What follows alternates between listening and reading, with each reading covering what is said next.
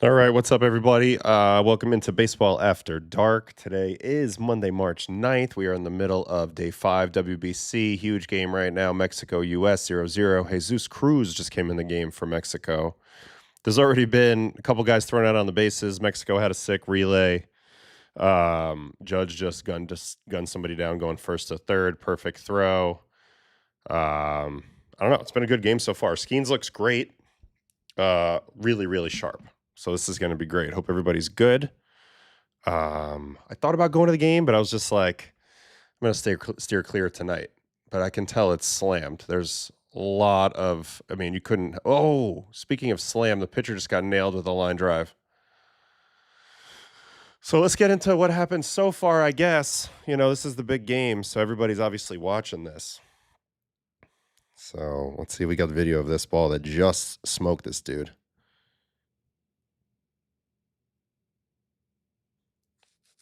I don't know exactly where it got him. Maybe the foot. Let's see if we have. Here we go.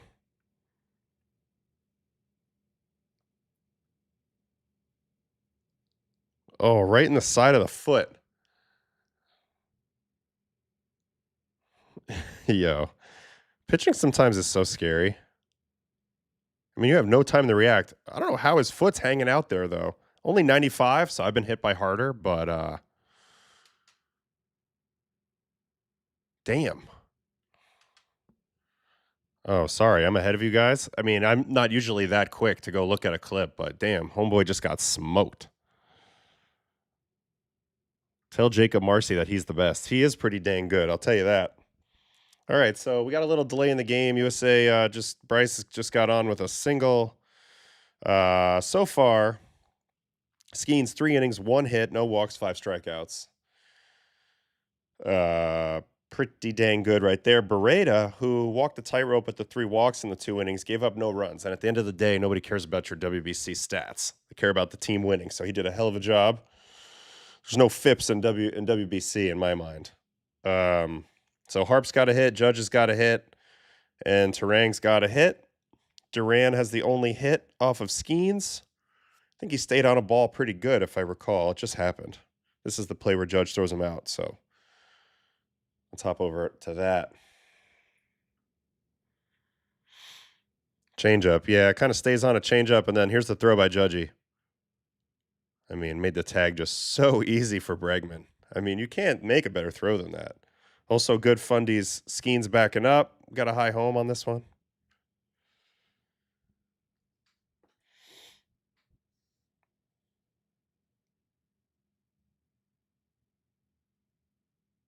Ooh, baby, what a throw. That's just massive. That's just massive. And I guess the elbow's feeling pretty good. Anyway, he's up hitting now, so we'll see kind of how this one continues to unfold. Of course, we'll watch all of Skenes' outing once it makes sense to do that, once we put a bow on that one. Also going on right now, you know what? Even before I show you what else is coming up, let's look at that relay play. Let's look at this relay play. Watch it from the high home as well. This was a really nice one. Yeah, do you think Bregman had a deke on that one? I guess he was pretty nonchalant, but the throw made it pretty easy to be nonchalant. Anyway, here's a really good relay from Duran to, I'm not sure who this is he throws it to. I got to figure that out. Nice little spin. So it's the second baseman. Roman kind of ran out of gas here. I noticed on the broadcast, and they pointed it out. They did a good job pointing it out. He had been running on a 3-2 pitch twice right before this. So he was probably a little gassed, honestly, coming around third. And he definitely slows down. But a great tag by Kirky. Had to catch it on a hop. No block of the plate there. Roman was chugging, though. And right here around third, you can see he slows down a little bit. The turn's super wide, and then he kind of gives. And then he's like, dang, I got to keep going. Credit to Mexico, though. They made the damn play. So, really good play. I'd say 9 times out of 10, he's going to be safe. Judge just homered. All rise. Guess let's watch that while we're here. It's going to be hard to get away from this game. 2-0 U.S. Oops, slider. Oh, Oppo. is super shallow over there in right in Houston. Low key. Sort of Yankee Stadium-ish to right there, at least the way the ball flies. Captain America. He gets the title right now. Home run judge. How hard? 101.5 at 30. I like that he went with this pitch. Where exactly was this pitch? Pretty much on the corner. You know, you just got to give credit where credit's due. He's such a good hitter. Kind of ridiculous. Do we have bat tracking on that already? Not yet. That hasn't come up yet. I thought that would have been interesting. All right, let's look at his side view. Stays through a slider and goes oppo. Very hard to hit an off-speed pitch for an oppo home run, and he does it very comfortably here. And that's why he's Aaron Judge.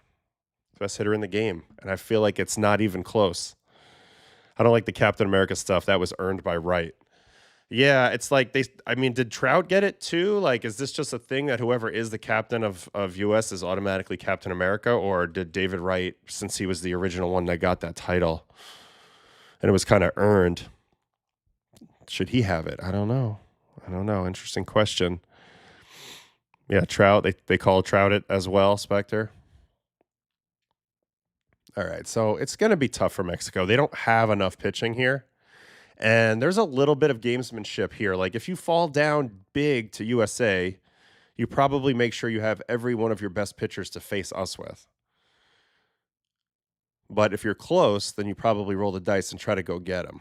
So I think it's going to be interesting to see how this one progresses, if USA can get a comfortable lead or not, and how that affects Mexico's strategy. He does make it too easy. Right is forever Captain America. There's been 3 Captain Americas now. He's on America, and he has the C. Let's not overthink this. I like Italy's chances over Mexico. It's going to be interesting. I mean, they're going to throw everything at us for sure. All right. So anyway, 2-0 USA at the moment. We'll circle back to this game in a little bit. In the meantime, Puerto Rico up 3-0 on Cuba, and it looks like they're threatening maybe for more, or is this Cuba right now? Hold on. Yeah, they're threatening for more right now. Couple walks. Elmer Rodriguez, big Yankees prospect, started this game for Puerto Rico. 2 innings, 2 walks, 2 strikeouts so far. Robina for Cuba, 1 1/3, 4 hits, 3 earned, 1 walk, 1 strikeout thus far. Hitters for Puerto Rico with Knox, Castro, Hernaiz, who's having a very nice tournament so far, Manuel Rivera, and Martin Maldonado, who's hitting 600 after he didn't hit much when he was a player, but he's raking right now in the tournament. It's awesome. 3 RBIs, big double. So let's go see that right here.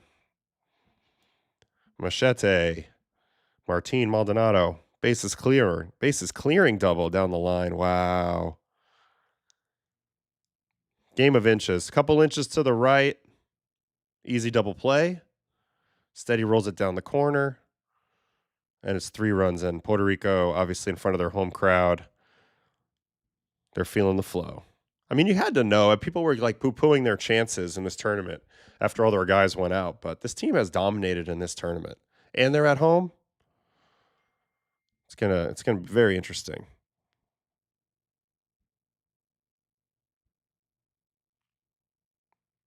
Captain America can be like James Bond. Every generation has their Bond. Okay, I can get on with that. Threatening to open it up now. First and second, 1 out for U.S. at the moment. There's a new update from TJ Stats. We're going to have to look into that later, 100%. Thank you for letting me know about that. Obviously, we'll circle over to Dominican. We're going to start covering the games that are finished already while you guys continue to watch these live games. And then eventually we'll circle back and really look into these pitchers. And everybody that has thrown in this Wago and the 2 Wagos that are ongoing.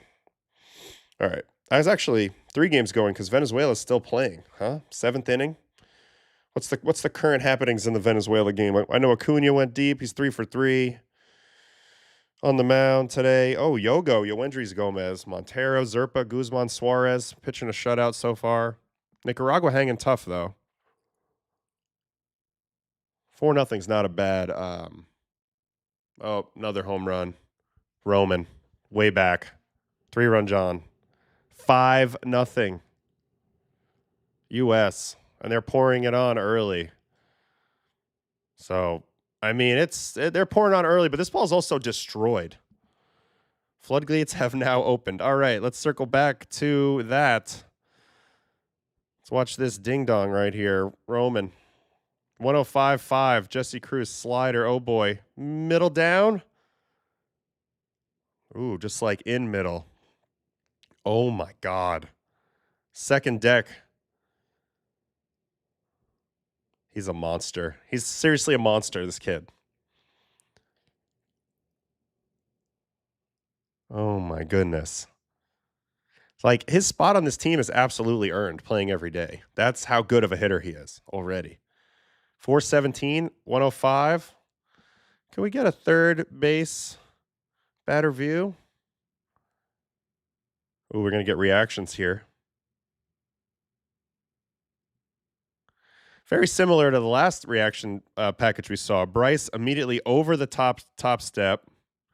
Bobby head turn.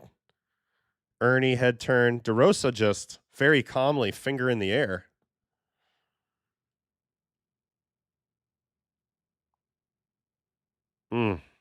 Anyway, back to the swing though. So tight. But medium speed pitch, middle in, see you later. I mean, he's just so good, so calm already. He's the antithesis. That home run trot was the antithesis of a Junior Caminero home run trot. So you get a little bit of whatever you want in baseball. You know, you got guys that are very understated. You got guys that are not very understated, and I think that's awesome. It's both awesome. You know. Oh, okay. DR romping everybody. Puerto Rico looking great. The Latinos are awesome. So when does Mexico officially decide to punt and get ready for Italy? Pretty soon, if they're smart about it.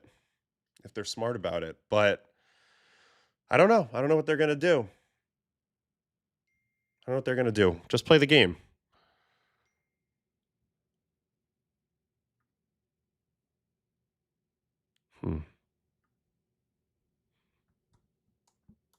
Hold on, just responding to a text.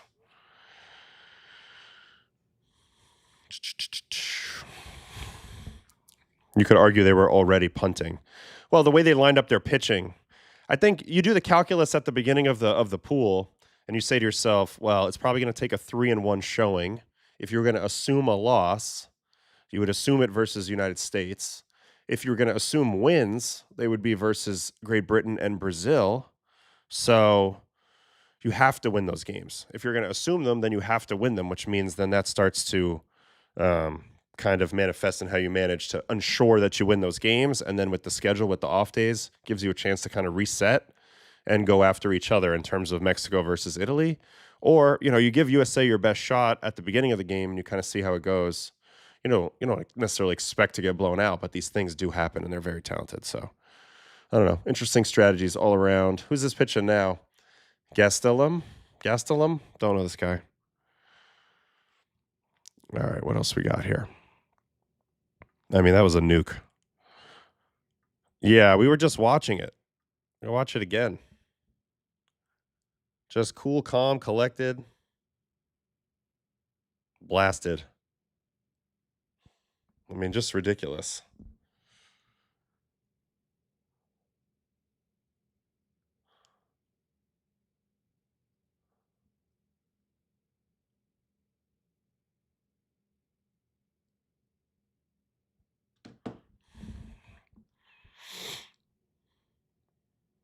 I mean, what a feeling. What a feeling. A minute ago, you didn't think you were playing in the WBC, and now you're launching home runs in a huge sold-out game versus Mexico. And you know this crowd is huge on both sides. I saw tons of Mexico shirts today.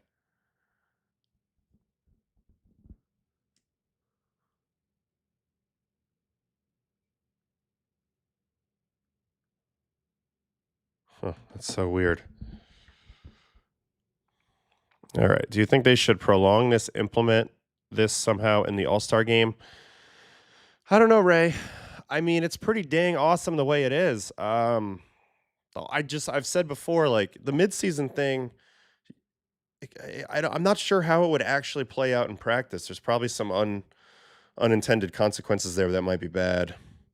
Or might be good. I don't really know. I mean, in theory, guys would be more in flow, but then, like, if you already had a heavy workload in the first half, does that come into play? Your team's in playoff contention, your team's not in playoff contention. You know, you're in your routine.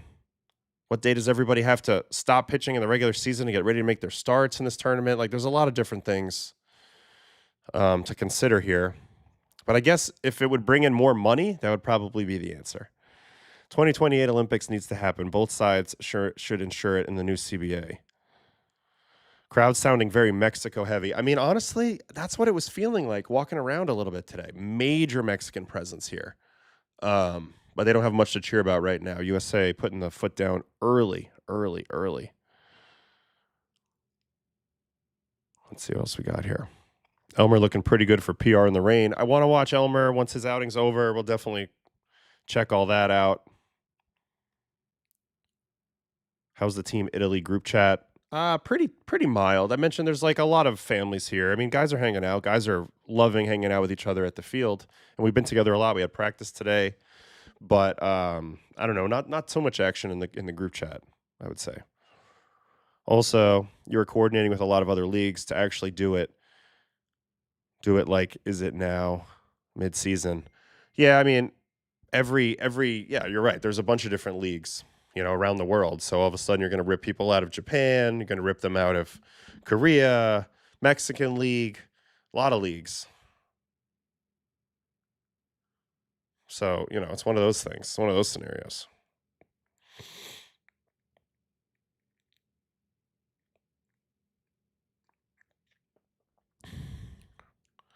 Where's the wine? You're right, Brett. We need wine. I see you. I don't have any wine, though, unfortunately. All right, here we go.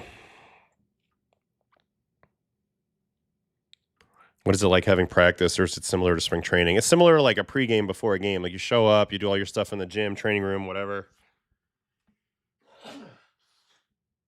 Then you go have a stretch. There's like a team stretch. The pitchers throw, the batters hit batting practice. They do fielding practice if they want. Then you can go back in the gym or to the training room. Maybe you have a meeting, scouting meeting, something like that. Eat a little food, take a shower, get back on the bus. So a couple hours at the field. Very efficient, in and out. Everybody gets what they need, and it's pretty good. Sorry. Too much money invested in players to be messing around midseason. I just don't know. I think, oh, wow, only 6 teams get to play in Olympics anyway. There's only 6 teams in Major League Baseball, in a baseball Olympics. So that's kind of crazy. Oh, no, where's the Ottavino, where's the wine in the house? I need it ASAP. There's the 2 wine fridges, or check my shelf.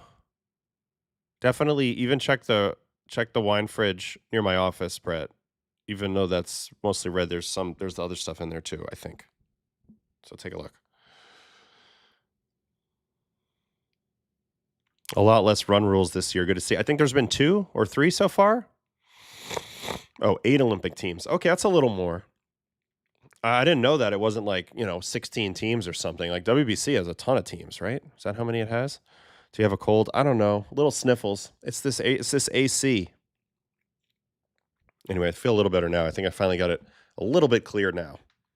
All right, so is Skenes still going, or can we look at him yet? No, he's going to go back out here for the 4th, it looks like. All right, what do we got in these other games? Puerto Rico 3, Cuba 0, Venezuela 4, Nicaragua nothing. Let's get started breaking down some of the old games. There's so much stuff in the chat. But I see you guys. But we should start watching a little baseball, right? So this one was crazy right off the rip. Korea and Australia. They needed a win by 5. What did they win by? Freaking 5. And it was really close. It was really sad for Australia. You could see how much it means to Korea. But yeah, this was just a crazy one. This one was really crazy. So here's the Bo Young-moon 2-run home run. And this guy's been a monster in this pool. Can't throw this guy anything slow in the bottom of the zone. He's just launching balls to right. Why are we frozen here? Don't know.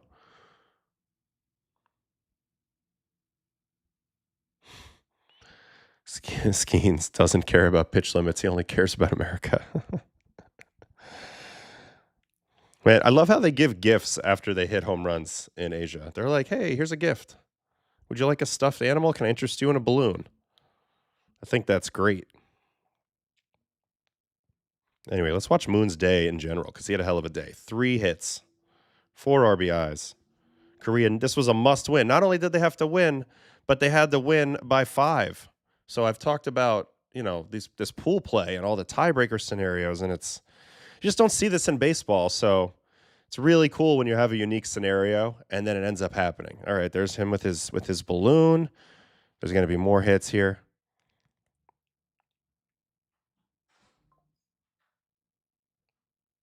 That ball smacked. He arguably hit that ball better, a little more in the line.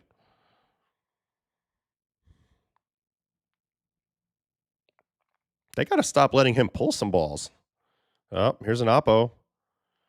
You know what? Pretty good swing there, too, off the top of the wall. This guy had a hell of a game. 3 good contacts. I didn't see this third one, I don't think. That was a great swing.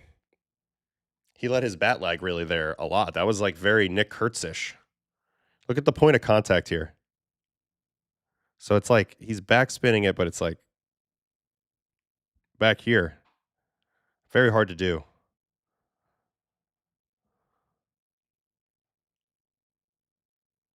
Very, very impressive. Very impressive. So he had the huge day for Korea.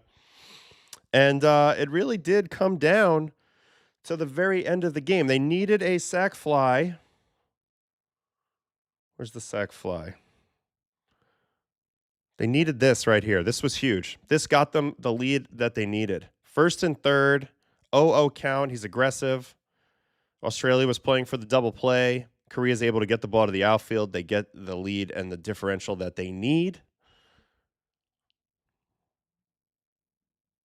And then they were able to shut it down. There was a nice sliding play here by Jung-Hoo Lee. This was very clutch. 1 out in the 9th with a man on base. Remember, 1 run scores here. Australia wins. So he doesn't catch this. Australia advances, I should say. He doesn't catch this. All bets are off, but nice sliding catch by the son of the wind, right?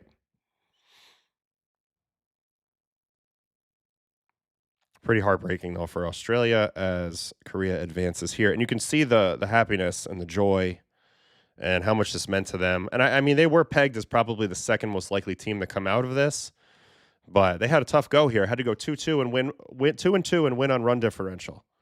So pretty awesome for Korea. I don't think they're going to get Japan next, but they're now traveling to America. So I don't remember if we saw Korea in America. I don't think we did in the last one. I think they were eliminated before they ever came over here. So that's pretty interesting. Did Bobby just make a great play? Skenes is smirking. Everybody's very impressed. Let me see the replay here. Yeah, it's Bobby. Oh, in the hole. Oh, from the knee. Ridiculous play. Ridiculous play. All right. That is really it from Korea and Australia. Bazana 1 for 4. The Australia team was despondent. Tough go for them. Tough go for them. They were a little bit of a Cinderella in the group, as they always are. They didn't quite get it done, but they were right there. 1 run away. They lost on 1 run and run differential to not advance, which is pretty tough pill to swallow for sure. But big credit to Korea. Dane Dunning got some big outs in this game. That's like one of the names that we know, obviously.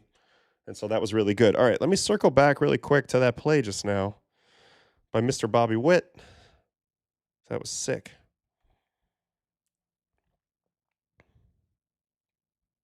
Here we go.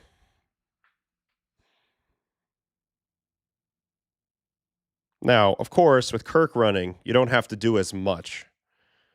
And that's what allows you to field the ball at this depth and throw from your knees and get him out. But the full extension and then the accuracy of the one-hop throw, all of that, top tier. Oh, so sick. I mean, he's a stud. He's ridiculous. Is Bobby Witt the new Cal Ripken Jr.? I mean, kinda, but with a higher ceiling.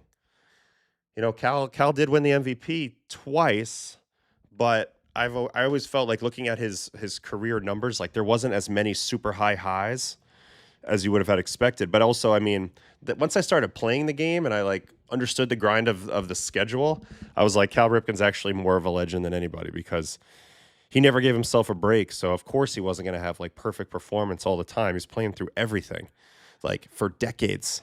So he's just a special, unique situation. Anyway, that was a sick play by Bobby. Skenes just got out of that. We'll see if he goes out for the fifth. If not, then we'll go attack that. All right, so that was it for Korea, Australia. Let's touch really quick on Colombia and Panama. The main thing here is Colombia finally scratches out a win. They beat Panama. That eliminates Panama. So despite their epic win yesterday versus Canada, now they kind of drop back into the pack. And this game was important because there's relegation situation on the line in these things. You know, if you come in last place, then you have to requalify for the following classics. So, like today, for example, the Brazil-Great Britain game, that was kind of an important game for both federations. Anyway, the first thing I want to point out here, and I just want to give a guy, you know, his flowers a little bit.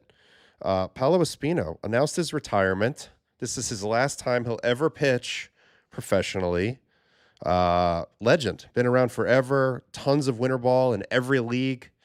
One of the best Panamanian players ever.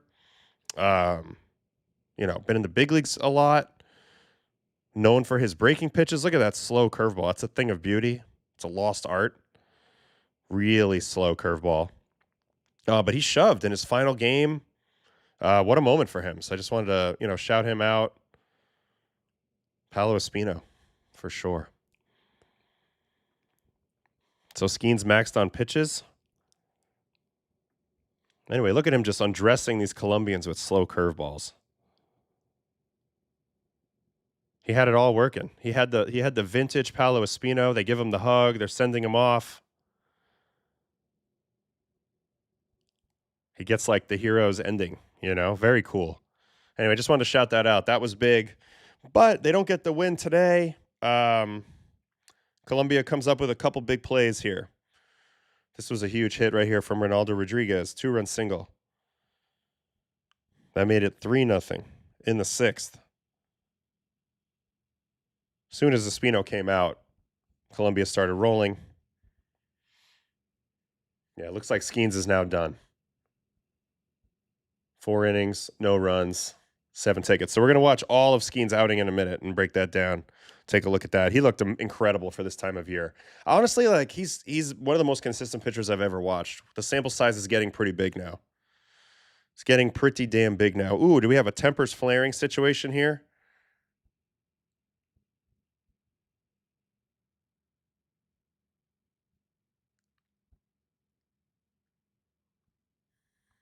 Jonathan Arauz.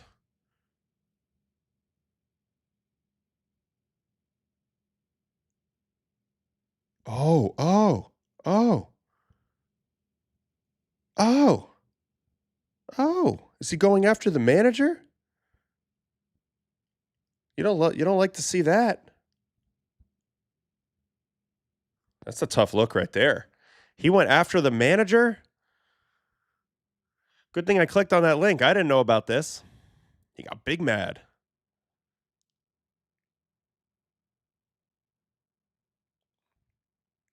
Yeah, I guess we just saw it. That was insane. All right, yeah, so that's it. Colombia wins that one. Big hitters in the game. Only 4 hits for Colombia in their win. Harold Ramirez got 1, Rodriguez got 1, Vejohin got 1, and Frias got 1. For Panama, they had 7 hits, 2 for Caballero, 2 for Sosa, 1 for Ramos, 1 for Betancourt, and 1 for Ruben Tejada. Tough showing for both teams in this tournament. Both teams had, I think, a realistic chance of squeaking in there, you know, and advancing, but they didn't really do it. Oh my God, he doubled down later in an interview. Oh, he was mad he didn't start. You know what the antidote to that is, right? You just got to play better. If you play better, they'll always play you. That's how it goes. All right, so that's it for that. The Dominican-Israel game is just fun. Let's just get out of the way. I don't even want to break down the Brazil-Great Britain game. I just want to look at the box score real quick, because I think that's important. All right. Who pitched this game for Great Britain as they took the win? Beck, Gill, Hill, Long, Victor. Our guy Victor was back with 2 strikeouts, and Beck. On the other side, Sawayama, who's looked outstanding. He was definitely the best. He was definitely the best pitcher that Brazil had in this tournament. He looked outstanding. De Silva gave up 3. Villarreal, Contreras got back in there. He had some control issues in this one, and Takahashi. So Brazil is going to get relegated. They're going to have to requalify. But Great Britain hangs in there. They win a game. They qualify again for the next one, and they keep moving forward. Who had the best tournament for them offensively? Looks like Matt Koperniak, and Nate Eaton. Those probably had the best tournaments for them. And that's it. Interesting. The relegation game. Pretty wild.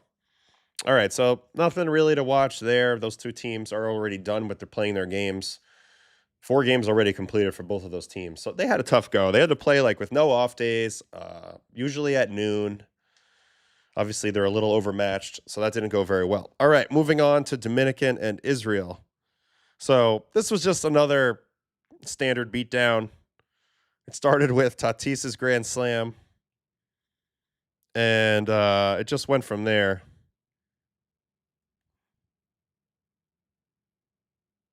See if I can give a little sound to this one, because the Dominican team's having way too much fun, Charlie Murphy. I was having way too much fun.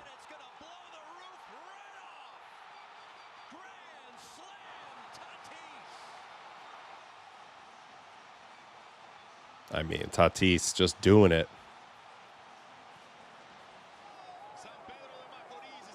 Witt's already signed long-term, Enzo. Vinny, I wouldn't count on it because they have his replacement already in Jack Caglione, so wouldn't plan on it. Wouldn't count on it, I would say. Compare Tatis to Anthony. Tatis is a better defender straight away. Roman might be a better hitter, but that's yet to be seen. So Tatis still obviously ahead of him, but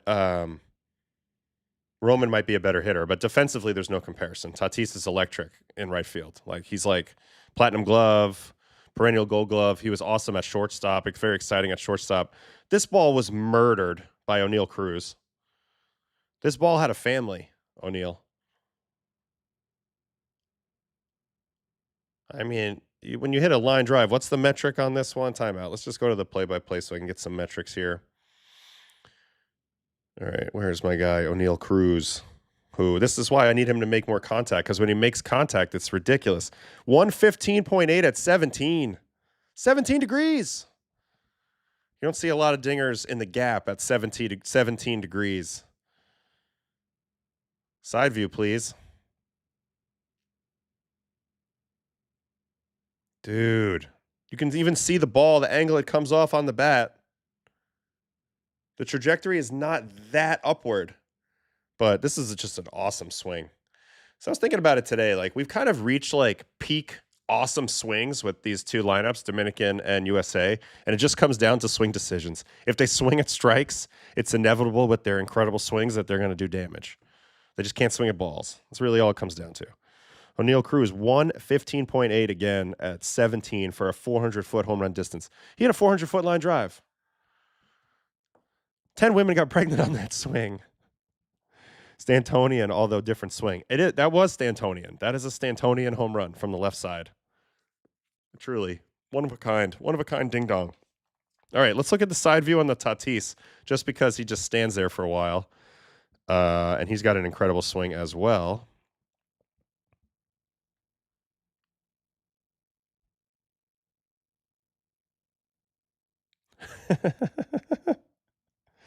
So we don't get the full clip. He's there for a minute, though. But another guy who just stays pretty tight. The stride's not too big, so he can rotate efficiently. And this one, you can see he gets it up in the air. So this is the trajectory you're going to see of most bombs. A little bit higher than that.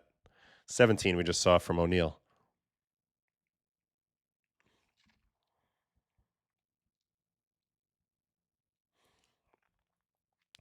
104.9 at 28, also 400 feet. So does it a little bit differently, shows you the power of launch angle and backspin. An extra 9 degrees, about 10 miles an hour less hard hit, and the same distance. But anyway, pretty sick right there. And they did not stop from there. They kept opening a can on this team. Here's another Tatis single. It's going to score some runs.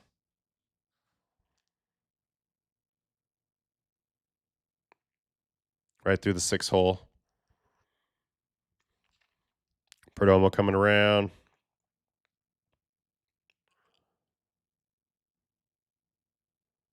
I was thinking that I think the machete celebration, I think is because of it's like it's a reference to like the sugar cane. If you've ever been around Dominican culture, a lot of sugar cane, a lot of chewing on sugar cane. So I think that's probably what that reference is. And then Eric Gonzalez, who just like Junior Lake found his way on this team, which is awesome. Can't think of a cooler thing. Comes up with the triple, and it's going to score Manny.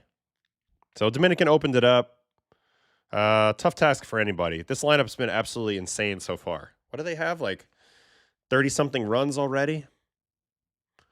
So they're going to be a tough out. Although I think if you're looking for a negative for Dominican, it's almost a negative that they haven't had any adversity yet, because it's coming, right? Here's a home run from Spencer Horwitz for Israel. This is off Bello. Really nice swing there. So that was the one positive thing that happened for Israel today. Let's check out his side view. I like how his hands are like really pre-coiled. Ooh, nice swing. Really nice. All right, that's it. Dominican's sitting pretty. I think they've already technically advanced at 3-0. They're going to play Venezuela here next. That's going to be electric. It might not really matter. Ooh, actually, it's huge, according to Marcus. DR Venezuela is huge. No Japan for winner. So you can bypass Japan if you win that game. Both teams are going to throw everything at each other for a lot of reasons. This is a huge rivalry. Very excited to watch it. Is that coming up tomorrow? No, we have to wait 2 days for that. March 11th, Dominican Venezuela in prime time. Well, you know what I'll be doing on March 11th, Wednesday? I guess I'll be playing, so I'll have to catch it afterwards. Damn. That's wild. All right, so they opened a can, and they continue to be ridiculous. What about Bello? How did Bello look today? I did see there was some highlights, so we'll just watch the highlight real quick of Brayan Bello here. Bello strikes out 7. Looking more bulked up this year. We'll see if that is a thing that helps him or if that ends up hurting him this year with the Sox.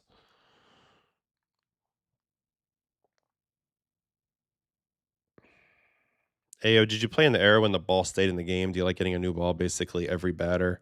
No, they were already swap. By the time I got in, they were swapping out the balls with insane regularity. So I just got used to it. It got to the point where I actually like to practice getting a new ball. So like a lot of times guys fall in love with the ball that they have in the bullpen while they're warming up. And then like even if they throw it in the dirt, they'll keep pitching with it. But to me, that's not real life, because like in the game, they're switching that ball. So for me, if I threw anything and it ever got hit, even if it was an out or anything, I would just switch the ball every time. I got used to switching the ball. It was my strategy, was just get used to it, I guess. Get comfortable being uncomfortable, if that makes sense. All right, here's Bello. Ooh, that ball had a little more depth than his usual breaking ball. That umpire's got a nice power gut. 94 up. See ya Stubbies. Oops, sweeper. See ya Levinson.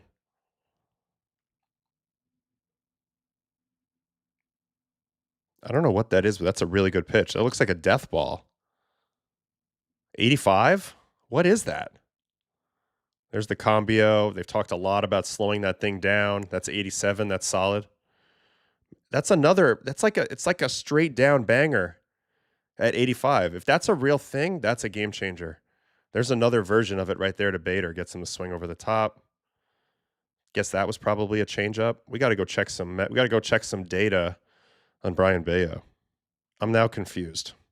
I am now confused. All right, here we go. Here we go, baby.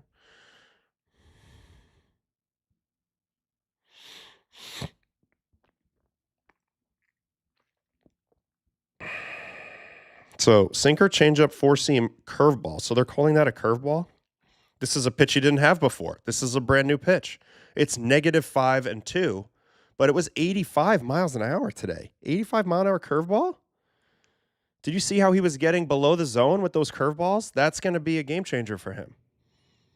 Because before his everything is east-west. Do they have TJ stats for these games?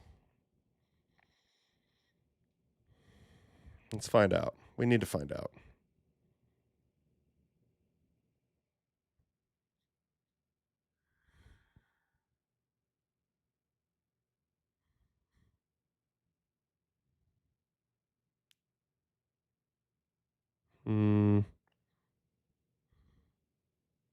International.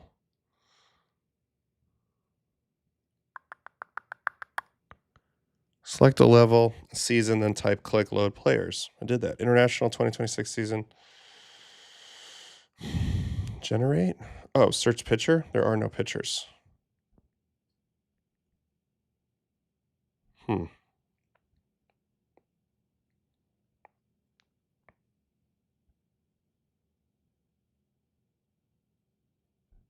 I'm doing something wrong. I'm doing something wrong. I'm doing something wrong. Sort by international. I did.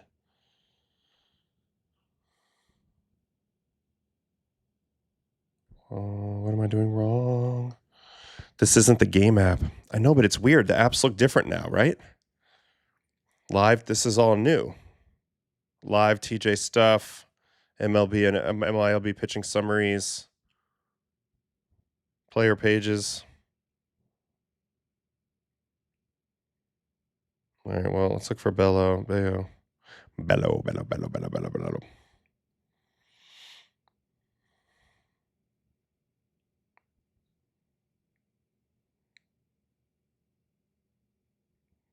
Curveball.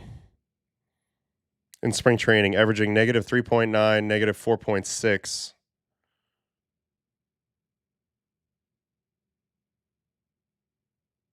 And then there's a slider, which is the same pitch, according to the pitch movement map here. So now, if you notice, okay, so here's what I was talking about. Everything was above the zero line and arm side. He had that one little bullet pitch, which I guess is going to be cutter. Yeah, cutter. That's right around 0-0, but slightly verty. Did Bobby just do it again? My God. But now he's got two pitches below the zero line, but they don't have a ton of horizontals. They look straight up, straight down, and on top of that, they're fast. He's got the curveball and the slider at over league average. So TJ Stuff thinks that these new pitches, along with his sweeper, are his best pitches, and now he's a breaking ball pitcher. Obviously, he's going to have to throw sinkers and all that, but I don't know, man. That breaking ball that we just saw out of Bello was really nasty.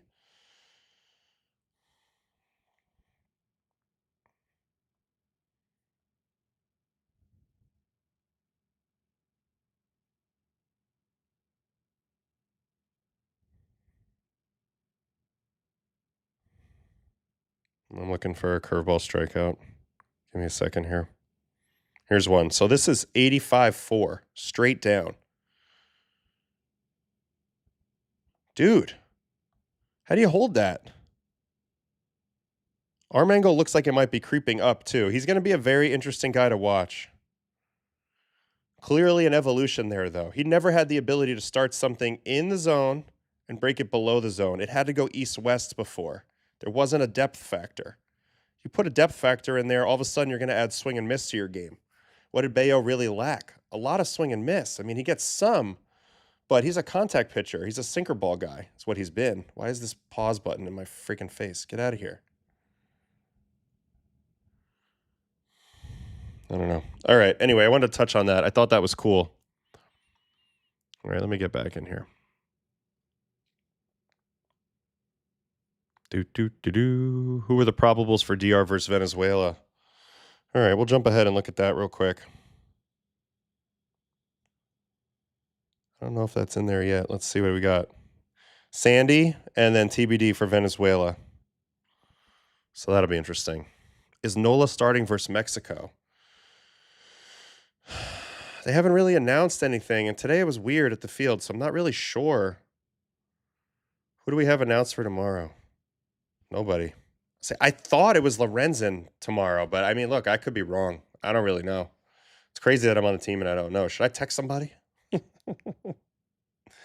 Should I text somebody? Oh, sorry, you weren't seeing my screen. Yeah, Price is right. Andrew Bailey working.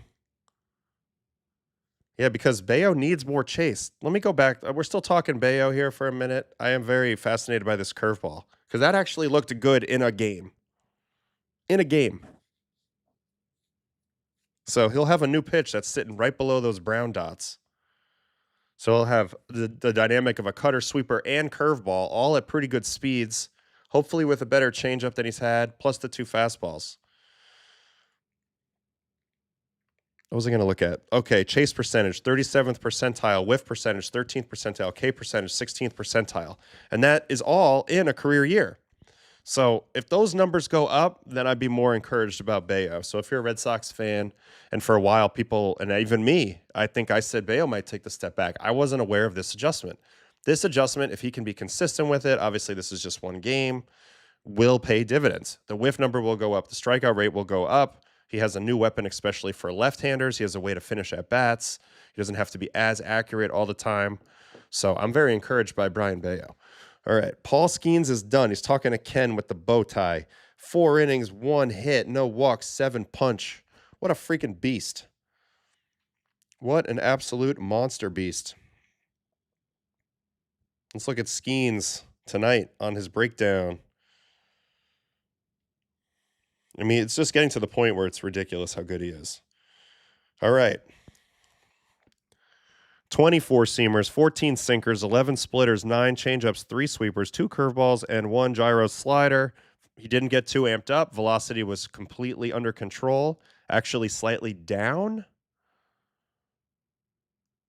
from the regular season. Still got ridiculous 48% whiff, 6 of them on fastballs, 4 of them on changeups. Really, the changeup has become, honestly, one of his most dynamic weapons. Today, he even got 14 on his fastball. In terms of induced vertical break, 14, where it was 12 last year. So that ball had a little more carry today. I'd be curious where the release angle's at. It does seem like the mechanics have been shifting a little bit, but the feel is just like it's innate, and I don't know if you can teach it. 6 and 18 on the sinker. The Splinker's 0 and 13, which is an amazing pitch to me. He's just so good. 64% strikes is great. Like I said, he didn't get amped up. He just did his thing out there. So let's go watch a little bit of Skenes start. Maybe we'll watch the whole thing, honestly, because it's that impressive. Or at least we'll speed watch it, maybe. Yeah, we don't really have to watch every pitch. I mean, we can, but it's harder if we're not on the on this app. Oh, wrong game. I was like, why is it not loading?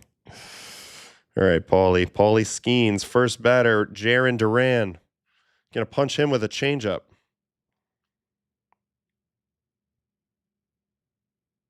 Just way out front.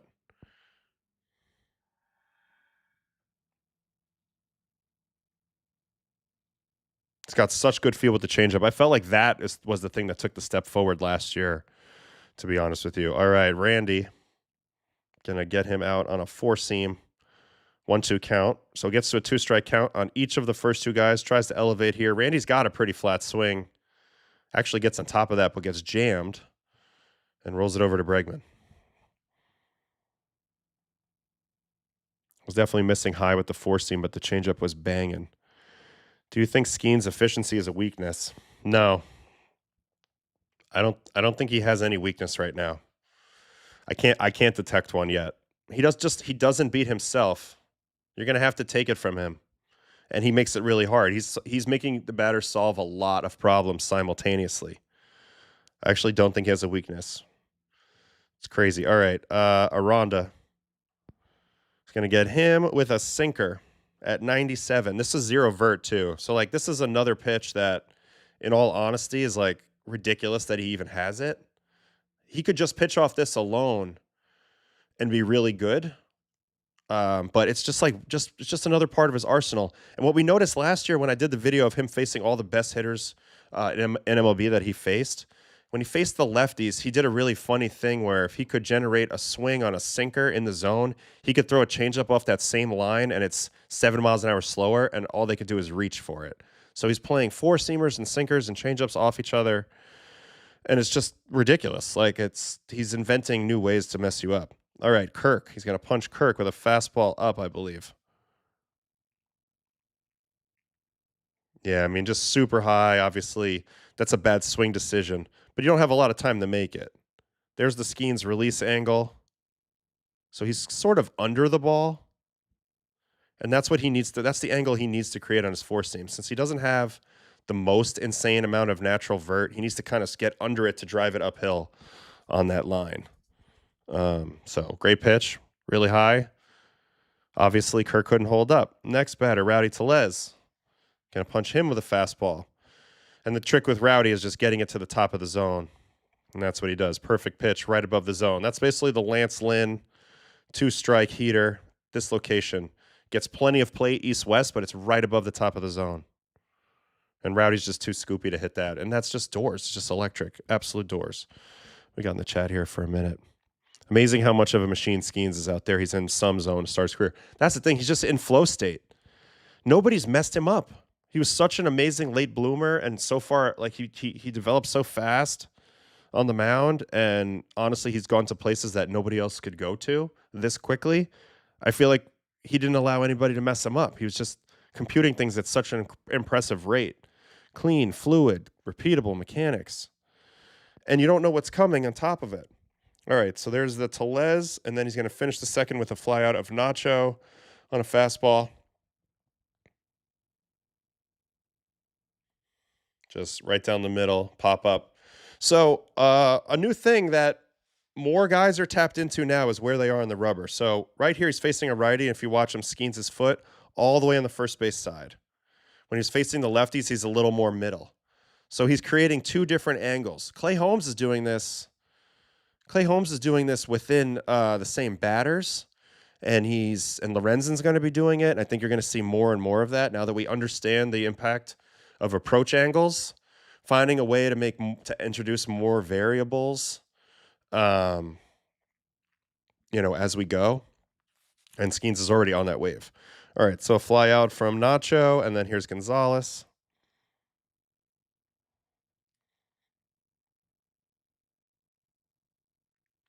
I mean, after you have to deal with all the vert of the four seam, this pitch comes out, pretty good height. And I mentioned it's zero vert. Look at the drop on this. He gets such a good seam shift out of his hand here. Just a ridiculous sinker. And he gets that 3-2 chase out of Gonzalez. Alec Thomas. Changeup. It's going to be way early. Perfect location down below the zone. It's honestly just too easy for him. All right, now we have a throwing error. Joey Ortiz gets on. This is one of two batters that got on all game. And really, I think Bryce could have probably caught this. Yeah, Bryce should have caught that, right? So just kind of a weird play. No big deal there. And then here's the play where Judgy throws out the runner. So two guys technically reach base in a row, but this was just more of a good swing by Duran. Obviously, he didn't get the ball down as much, but he rode out this ball really well. And then, of course, Judge takes care of it. I want to watch Duran's swing from the side because I want you to see how he gets really good extension so he can stay on this ball. He's early. He's on fastball timing, right? His foot's down, and then he has to lag and then stretch to get to this ball. Not a lot of guys can do that, but he does a great job, and that's why location's so important. If that's down, he runs out of bat. If that's down, he runs out of bat. All righty, next one. Randy Reyna called out on strikes. I think he was mad about this one, right? Sinker, 3-2. Oh, and he should be. It's not a strike. It's off the plate. Love the target here by Cal. I've mentioned this is my favorite target. You're slightly off the corner. That allows the pitcher to drive it right through you and run it back to the corner. In this case, obviously, he pulls it just a touch, and it should have been ball 4. But when you're pumping strikes all day, umpires are used to calling strikes. So Randy was absolutely right there. But really, really great pitch. And then he's got a couple more guys. Aranda, he'll walk here. This is the one walk. And that's a strike, so nothing make it make sense. And then he gets hooked up with the Bobby play. This is the first Bobby play. Pretty good swing by Kirk there. But, Bobby with the full extension. And then Skenes will end his outing with another strikeout of Rowdy Tellez. Now, he destroyed him with a fastball the first time, and he gets him with a fastball the second time. Both above the zone. Straight uphill, elevator balls out of his hand. And he did exactly what everybody expected him to do. He made it look easy. He's a knife through butter. He was really never in any trouble. And him and Skubal are really a little bit ahead of the pack right now, along with, I think Yamamoto earned his way into that discussion as well. But it's kind of crazy. It's kind of crazy, really it is. All right, so that was Skenes. What do you think about that? That was awesome. Bobby Witt defense unmatched. Peter Gammon saying Duran switched from a 2-hand follow-through to a 1 for more power. I don't have a great opinion on that yet. Matthew Boyd in the game now for U.S. Skenes is so good because he pitches like he throws 91, 93 while throwing 97, 100. 100%. He's got the feel. He's got every bit of the feel of a Kyle Hendricks, in his prime. But he's got much better stuff. So it's a total cheat code. He's so freaking good. If you're on Team Mexico and your first name is Nacho, you are winning at life. Right. You're Nacho. They have a lot of good there's a lot of good Mexican slang nicknames. Paco, Pepe, Nacho, Huicho. There's a lot of different ones. Yeah, he does have a sub-2 career ERA for a reason. But, I mean, there's no signs of him slowing down. No signs of him slowing down. Hope to see you pitch tomorrow. Any chance? I mean, yeah, there's a chance. But we're going to go try to win this ballgame tomorrow. So they're going to play the guys for the most part. And then if we do fall behind a lot and they want to punt for the next game, that's probably when you'll see me. And we'll see if that's even the case, because there's guys that have to throw. So, Boyd just pulled the string on Joey Ortiz. So we'll see. We'll see what happens. Is it true that your love for coffee is why Italy started the espresso shot? No, everybody here loves coffee. Truly, it is quite an Italian thing. So we're really embracing all of everything you can. You know what I mean? So why does it say Clevenger? Oh, Clevenger did pitch, huh? He had a 3 up, 3 down. I want to see the play by Bryce. I mean, by Bobby. This is the second play by Bobby. I didn't see this one, but I saw you guys in the chat.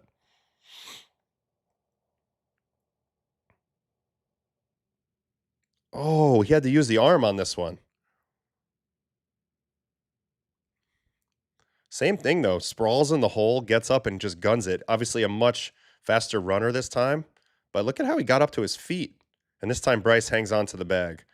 What's the metric on this throw, Bobby Witt?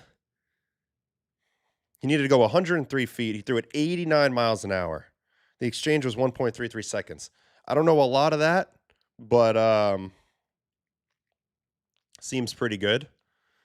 Nick Gonzalez was running 29.5 feet per second to first, which is almost a bolt. You have to be 30 feet per second. So that was a hell of a play. The first one Kirky was running, not this one.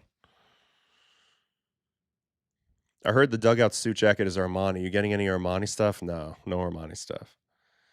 Is Cervelli coming on here? Coffee is a way of life. I would love to get Francisco on here, but this guy is locked in right now. So I have to respect what he's doing right now. 89 with no crow hop is very good for an infielder. That's gas. Oh, home run for Mexico. Jaron Duran. Oppo Taco off Matt Boyd. Cuts it to 5-1 here in the 6th.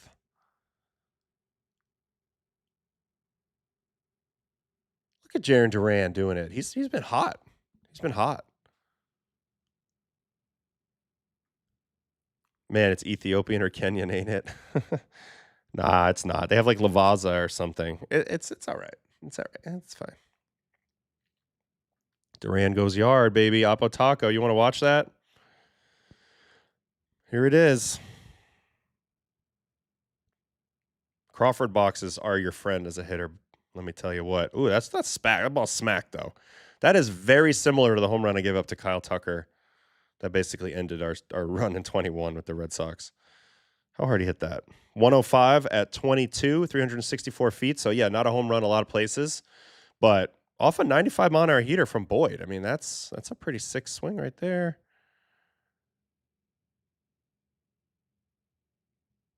Bang. Ball smacked. So now Mexico, let the crowd get back into it a little bit, guys. Go with the luchador mask celebration, all of that. Boyd knew it immediately. Let's see.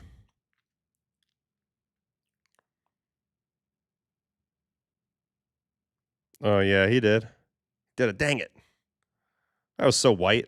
That was such a white boy move right here. I would have done the same thing. Nice swing, though. Got to give credit. If it gets close, I'm sure that they'll put the hammer down with some of their better relievers, but it's going to be interesting to watch.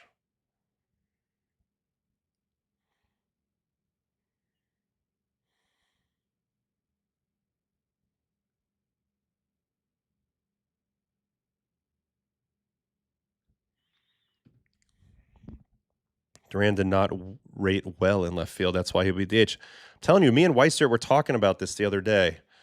I think Duran can play the wall okay. He's definitely faster than Roman. I don't know. It's intriguing. You don't want to make a 21-year-old DH, but you don't want to make Jarren Duran a DH either. I'm not totally sure. Does this game matter for the U.S.? Of course. If you lose one game and then you have another game to play, which they do, and they lose, you cannot lose two. You lose two, you're going to be out right now. So, this is a big game for them. They have to win. This virtually ensures that they'll advance since they have mercy ruled a few teams or they've scored a ton of runs.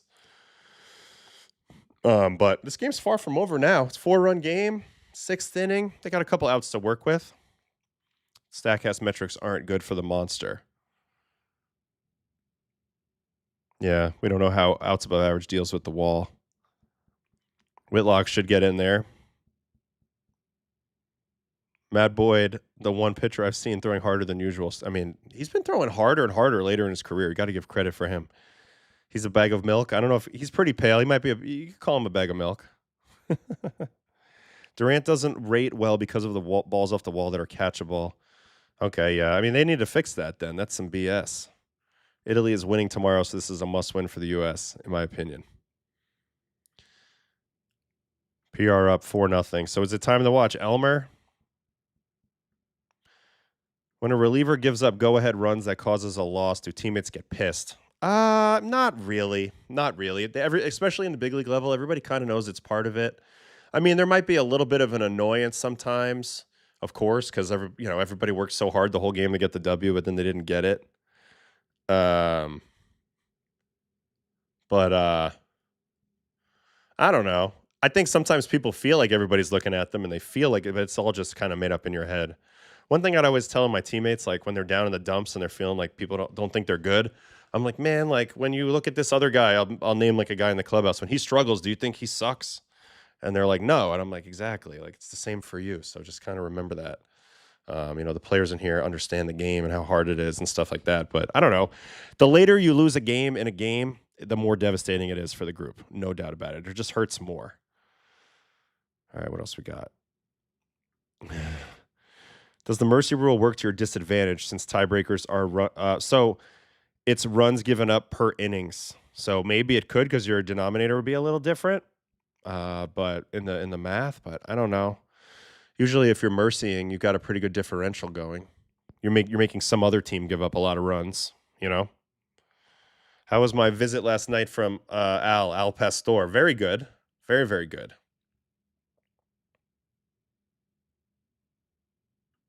Very, very good. All right, so we're still going here. Let's go ahead and look at the Puerto Rico game, and I'm pretty sure Elmer's going to be done here, right? Yeah, he's done. He only pitched 3 innings, so we'll watch his outing. He's an interesting pitcher. Who's getting the knocks for Puerto Rico? I guess it's all the same. Not a whole lot's happened. Mexico just got a hit. All right, first, let's go to this real quick. Puerto Rico and Cuba player breakdown. Mr. Elmer Rodriguez. So 19 sinkers, 11 four seams, 8 sliders, 6 changeups, which I think is his best pitch probably. 8 cutters, 4 curveballs. He got 36% whiff, including 100% on slider, 67% on changeup. So that's pretty good. Didn't get any whiff on his fastball, which actually I anticipate that's kind of the way he might be. Yeah, we saw Maldi had the 3-run double earlier. Only 17% first pitch strike, so that's probably what plagued him and allowed him not to pitch as deep into this game. But he's got really good shit. So let's go watch our guy Elmer right here. Elmer Rodriguez. So he starts off the game with a walk, Roel Santos. Oh, no, nothing here? Yohan Moncada. Okay, we're back. So we didn't get to see the walk. Already behind 2-0 to Moncada. Sinker away, 96. He's got great velocity. He's got a really good sinker. He's going to probably run into the most trouble versus lefties, I would imagine. But at the same time, he might be fine anyway because he's got really good stuff. And it depends. It's going to come down to command. But righties, he's going to chew up. Plus, his changeup's really good, so that's going to neutralize both sides. There's a backdoor sinker.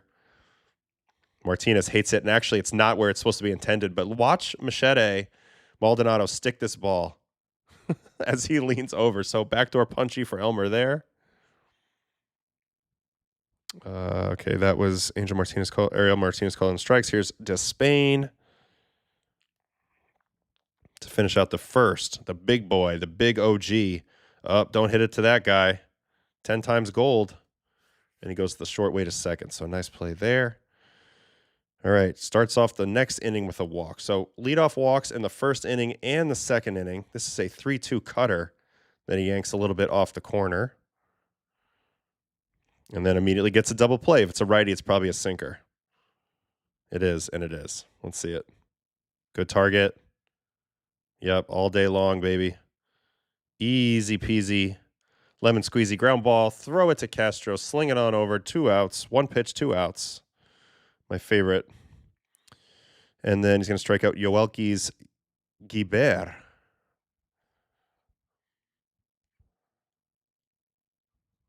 With the cambio. Really good pitch. I like Elmer a lot. Between Legrande and Elmer, the Yankees are in a good spot with both of these guys. I really like his poise. I like his pitch package. I like that his contact's on the ground. Obviously, this was a great experience for him pitching for Puerto Rico in the rain. There's a punch with a breaking ball. Nice pitch there. And I've just been very impressed with his poise. All right, double on a sinker. 2-0, so not a good count. Not a great conditions to pitch. Whenever you don't have a grip, it kind of sucks.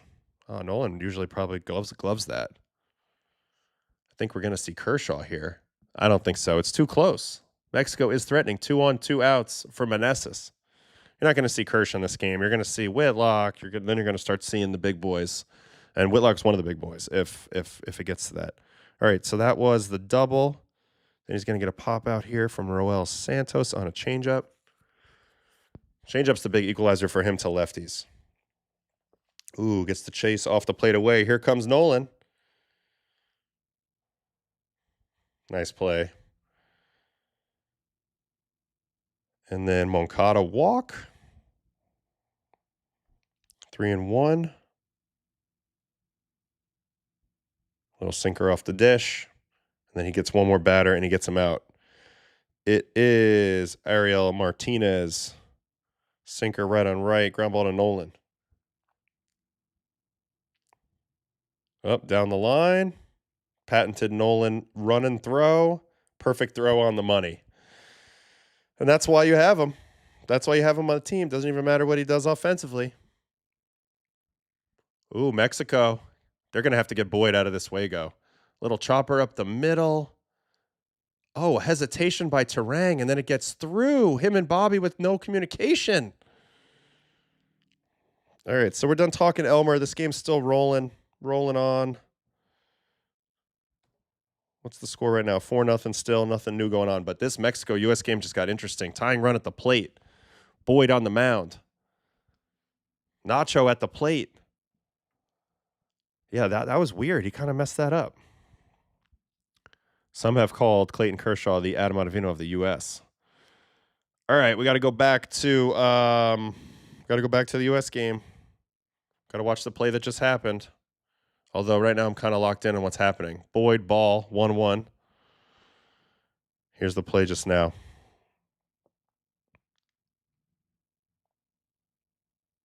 Oh, a little bit of a hesitation. And it works in Mexico's favor. Man, if they hit a gapper here or a ding dong, this place is going to blow up. I'm going to hear a loud noise from outside. Let's hear your best play-by-play. I'm not play-by-play. I'm more color. But I used to do it back in the day when I would play the video games. Nacho arguing a little bit with the umpire as we get ready for the 1-1 pitch. Oh, Benji Gill had to run out, and a little miscommunication. Everybody's all right. Yes, we are the kings of the cold tub.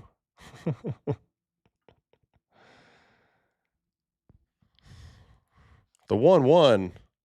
Oh, bad call. Up and in. Raleigh frames it down. Call goes against Mexico. Nacho not happy. Benji Gill not happy.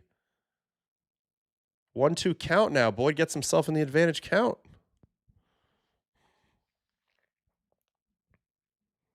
All right, the 1-2. Change up. Line to center. Oh, no, into second, and Bryce catches it. Man, off the bat, I thought that was a hit. Not even close. He barely hit that ball at all. Yikes.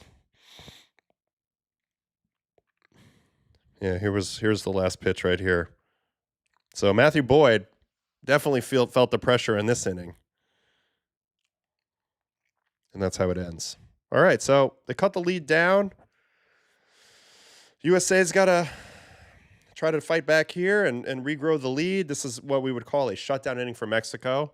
So this is a huge game, a huge inning here. If Mexico can throw up a 0, they can maintain a little bit of momentum as they'll come back up in the 7th. Great game so far. Boyd, 1 inning, 4 hits, 2 runs, no walks, 1 strikeout. 4 hits. So let's see if Mexico can throw up the 0 here and keep this one interesting. The Venezuela game went final. Let's check up on the final box there. Guzman, Suarez, Buto, Machado to close it out.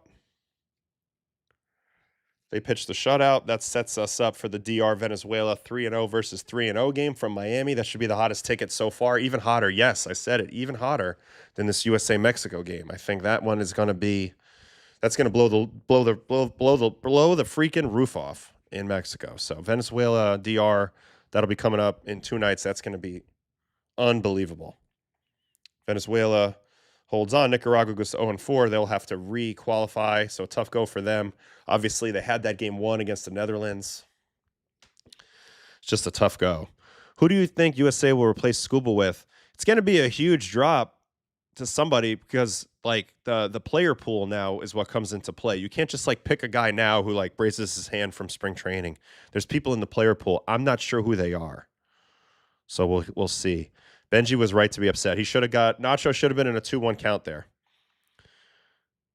Let me go back to that so you guys can see those pitches. I'm sure you already saw them on the broadcast, but where is it here? I got it all here, so we might as well watch it. Here's the 1-1 pitch. This is the pitch in question. Slightly up. Great take by Nacho, honestly. I mean, it's a good pitch. It's where he's trying to go with it. But you see it's a ball. Or is it? Come on, don't do that to me. I mean, it might be touching, but I had it as a ball. I think he had a right. I think he had a beef there, legitimate beef there. I do. Matt Strom is in the pool. Hoffman, Rogers, and Hill. So it'll probably be another. It'll probably be another reliever. It won't be this scenario here. Crochet. All right. So Duarte in the game for Mexico. Duarte in the game for the Mexicans.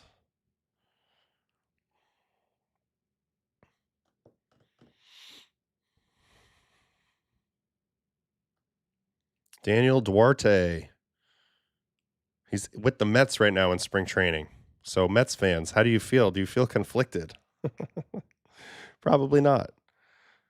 Last year, 2 games for Minnesota, 4 innings, so multi-inning reliever there. In 2023 with Cincinnati, he got 31 games with a 369. I guess the issue was 20 walks, 23 strikeouts, so that's why they didn't buy into it. But hey, the results are fine. He can get a 0. He needs to put up the zeros and get in the dugout. That's the bottom line. That's the truth. And now he's in a 3-1 count to Bobby with nobody on. So U.S. does have the top of the lineup. They can go ahead and put the foot down here. That's why this is such a massive inning and this is such a massive pitch. You got to get the leadoff hitter out in this scenario. You got Harper and Judge coming up on deck. That's not good. Maybe Joe Ryan's in the player pool. I know he had the injury situation that kept him off the club. So maybe he's on the player pool. I'm actually not sure about that. That's a good question, Maya.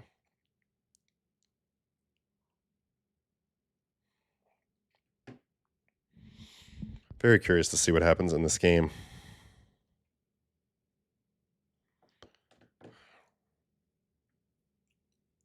Bobby walks.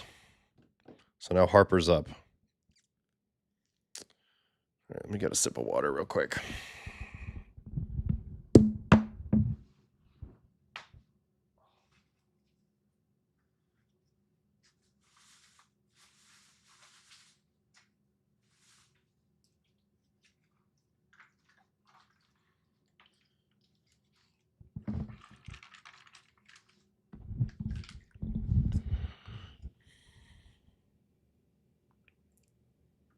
The USA player pool is Tim Hill, Jeff Hoffman, Tyler Rogers, Matt Strom, and Will Vest. I mean, all pretty good options, honestly. If they need a lefty, they got a couple options there. And Hill and Strom. Who would you guys pick out of that pool? Who would be your number 1 choice to join the bullpen out of that pool?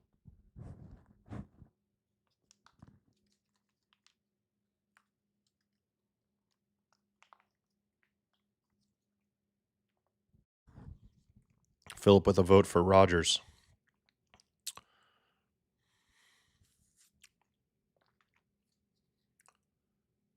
Dero looking stressed in the dugout.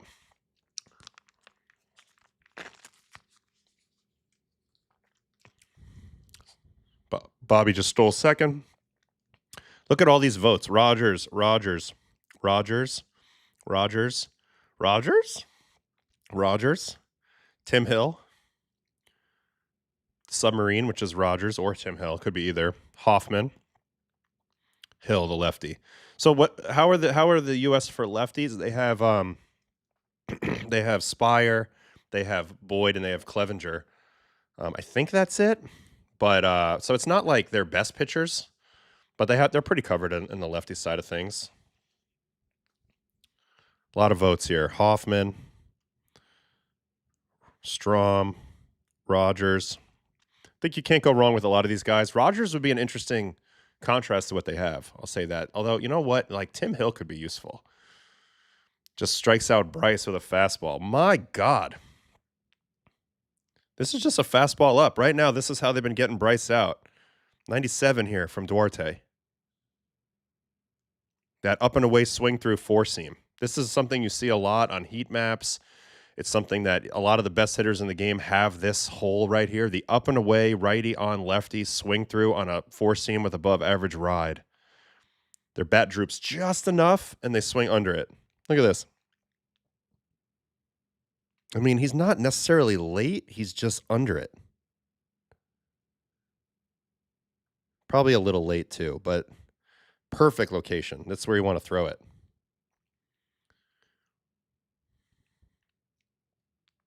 Harper has been underwhelming. Should have brought Kurtz or Olsen or Michael Busch. Oh, let me tell you what, Carl. D-Rose got the sweet gig at the network. The sweet gig. It's ridiculous. So we'll see what happens down the road. I know he probably wants to strap it in for 162 at some point. Oh, Judge got under a ball. He probably just hit a fly ball at like 60 degrees. So 2 outs. Bobby stranded on second for now.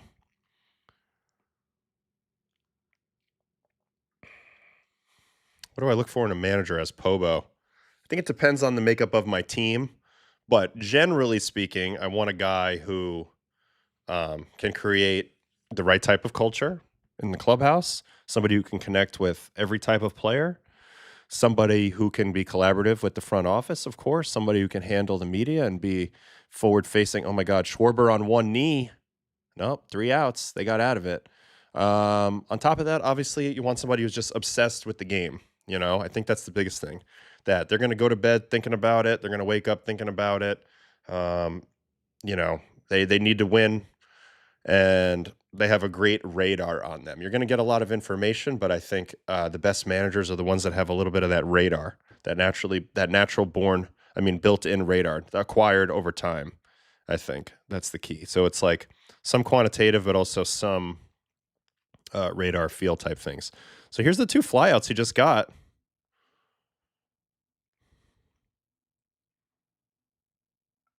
Judge just out in front of that. Pretty good pitch for him to hit typically, but he's early on that, so he catches it off the end. What did he hit that at?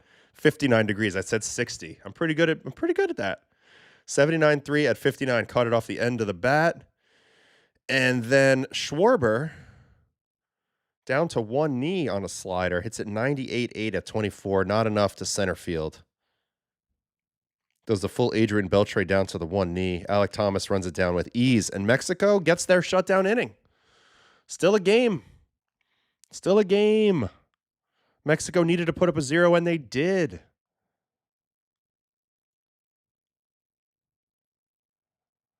I'm assuming he has a place in New York, D-Row. He's got to. New York or New Jersey. He's got to. He's there all the time, so got to have an apartment or something. I think if all of the better first basemen weren't all lefty, one of Bush, Kurtz, or Olsen would be on the team instead of Goldie. Agreed. Is speaking Spanish a must for a manager? I don't think it's like a must, but a huge plus. And I think more so than anything, though, you can't be a guy that like doesn't understand that culture and doesn't take time to connect with his players, even if he doesn't speak the language perfectly. You got to have to take some steps in that direction, but I don't think it's a complete red flag either. Speaking 2 languages opens much more doors in your life in general. I've been telling my daughters this already. Like, if you're bilingual, that's going to really play for you. Really, really going to play for you. It's a force multiplier in life, no doubt about it. Yeah, he's a Jersey guy, but he definitely has a place. I think he's a South Jersey guy, and the studio is way up in Secaucus, so like super high. Why is Matt Boyd still pitching? Why aren't they going with the back end guys right now? I like Matt Boyd, but he's not the guy at this moment. Hopefully he can settle in here and put up a 0 for US, but Nick Gonzalez is leading off.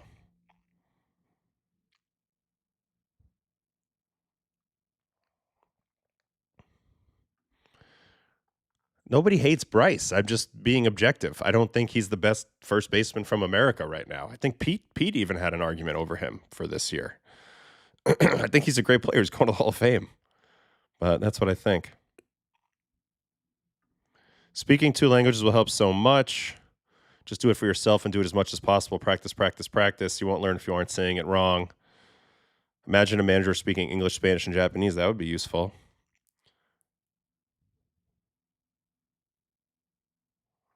Good comment here by Maya. Got to allow yourself to sound stupid. All right, Boyd gets the first out, so nice job there. I mean, maybe not at the moment, but I mean, I have a lot of respect for Bryce as a player. But I think those guys, I mean, again, like, I just think this has to be earned and has to be a little cutthroat. You have to literally go with who you think's the best, you know. But I know that's not how it works. I actually thought, because MLB helps pick the teams, and obviously he had a little bit of a confrontation with some MLB officials last year, I wondered how that would play in. I wonder if there were some conversations had behind the scenes there. Not that I have any info there. I wonder. Doesn't Doc speak Spanish and Japanese? I believe a little bit. Yeah, I mean, yeah, I think so. I think that's accurate.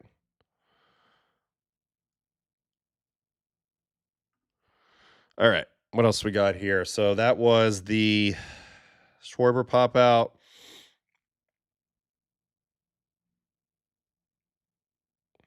Nick Gonzalez just flew out. This was Boyd. Cuba just got on the board versus Puerto Rico, 4-1. Yeah, just beats him. Good location on that fastball. Little jam sandwich. What happened in the Puerto Rico game versus Cuba? They got a double. Alfredo Despain, little double piece off of Yaxel Rios, former teammate of mine with the Red Sox. Throws very fast. Wait, great swing for the OG. 98 in the gap, Oppo. Martinez coming around. Oh, did he fall down? A lot of people have been falling. Where's the high home? A lot of people have been falling with the turf and the rain. A lot of tough footing going on right now.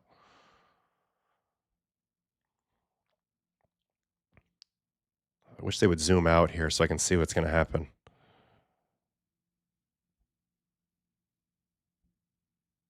They don't show anything. Look at the size of the power gut on Despain or Despain. Look at that. He's got a boiler. He's got a power gut going on. It's sick. Anyway, Puerto Rico trying to pull away and hold this one down. Giovanni Moran threw 2 innings that were pretty good, and Yaxel Rios just threw 1 inning. Did have 3 punchies. So anyway, that game's still ongoing. 2 outs in the inning here for Mexico. USA is looking like they're going to get that 0 they need out of Boyd, and then they'll just need 2 innings out of their bullpen if they make the change. So Boyd righted the ship. You got to give credit where credit's due. Looks like he's going to have a clean inning here. 2 strikes to Joey Ortiz. So let's see how that goes. The PR Cuba game has real implications, but hard to pay attention with the U.S. on. I know, so hard. So hard.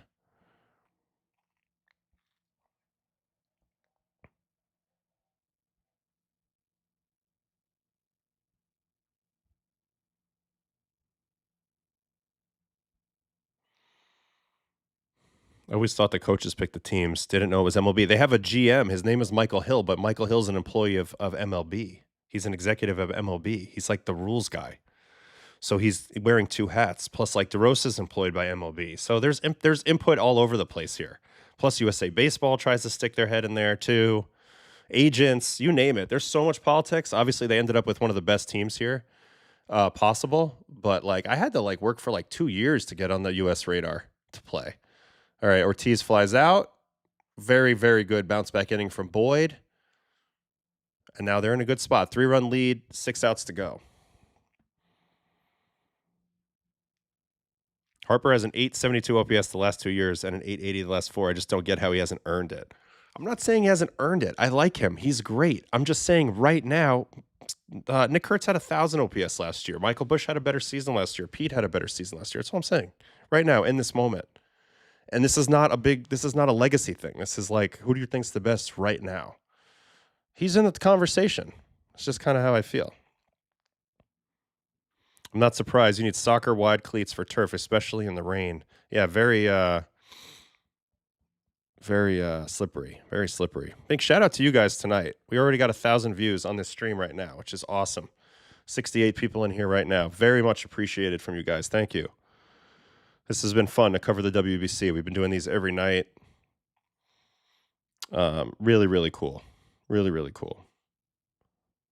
WBC USA doesn't have any relationship with Olympic USA. I mean, they do because USA Baseball is a part of all of this. But this is the real key point. MLB makes the sauce, guys. Don't forget that. They have a lot of influence on everything. And it's their company. You know what I mean? So, especially with these type of events, it's interesting. If Pete stayed with the Mets, I think he would have at least been on the team. I don't think so. I don't think there was room for Pete this time around. I don't think D-Row even asked him. I don't think Pete loved his role last time. I think he wanted to play probably more. So, again, like, there's a lot of politics that goes into this. We almost had Pete on Team Italia, which would have been sick. That would have added a whole different dynamic to our lineup. It's nice more USA players want to play in WBC. Can't imagine what they're doing right now that is that much different from being at spring. I mean, it's much more intense, but 99% of the time, this is a great thing. This is a positive. It's only a negative when some freaky stuff happens, like obviously the Jeremy Pena or whatever. But for the most part, this is nothing. For me, it's nothing but a positive. Yes, hit the likes. Hit that like button, you guys. Appreciate you guys. Yeah, I mean, Harper's all in. His attitude's fine for this. Like he's locked in. He wants to be there. I mean, he was one of the first guys that wanted to be there the last time, and then something happened. But whatever. It's a debate. These are talk show debating topics, basically. All right, Puerto Rico still rolling. 4-1. We'll keep an eye on that. USA, Mexico. Who do we think's going to come in? I don't know. Boy, we got to see Whitlock, so probably Whitlock and maybe Bednar. Boyd, 2 innings, 4 hits, 2 runs, 2 strikeouts. He actually was fine. He didn't pitch bad. He got clipped. He got clipped by Duran, Oppo. That's going to happen. You're pitching with a 5-run lead. You go right at everybody. That's basic baseball pitch, basic strategy. Let's look at his breakdown real quick, Mr. Matt Boyd. Just want to see his first pitch strikes and stuff. 70% first pitch strikes. Velo was up. 42% whiff. He threw the ball well. So you got to give credit where credit's due to Mexico. They had some good at bats. Had some good at bats there. He threw too many pitches and obviously give us some contact, but I don't know. Overall, pretty good. Pretty good. Nothing to like freak out about. That's just baseball variance sometimes. All right, Bregman line drive to third, 1 out in this inning.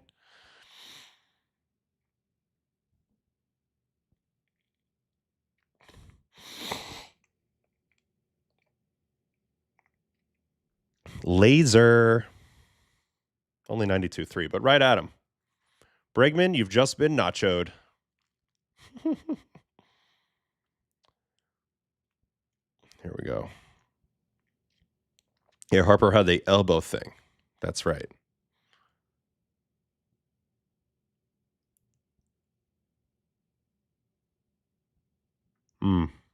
So it was the exhibition game. Yeah. For me, Judge should be number 2 in the order, but I understand the platoon idea. Yeah, maybe a home run here. Foul. Cal Raleigh almost. I'm with you. Get your guy more at bats, right? I think somebody commented in here. You got the best hitter. You got 7 games. Get him the most at bats. Not a bad plan. Get Judge up there in the 1 or the 2 hole.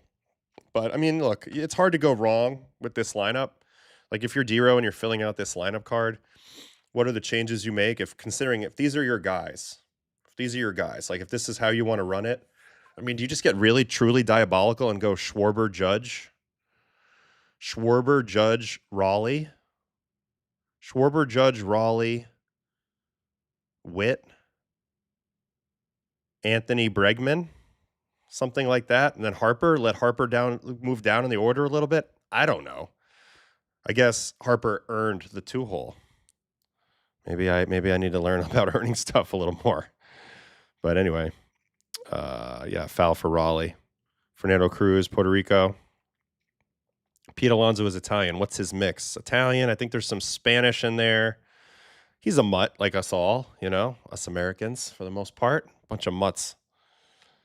No, I like Witt leading off. I'm just saying if you were going to change it, what would you do to get Judge, more at bats? Or if you went Judge 1, could you go Judge, Schwarber, Witt, but then you got a slow guy in front of Witt? I don't know.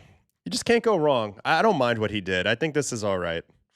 I mean, clearly it's working so far. I mean, they could definitely score more. Ooh, as Raleigh just gets punched by Reyes. This is a good pitcher. So Mexico's emptying their pen here a little bit. They will get a day off before facing us, so they're fine, but they are emptying their pen a little bit. This guy's gross.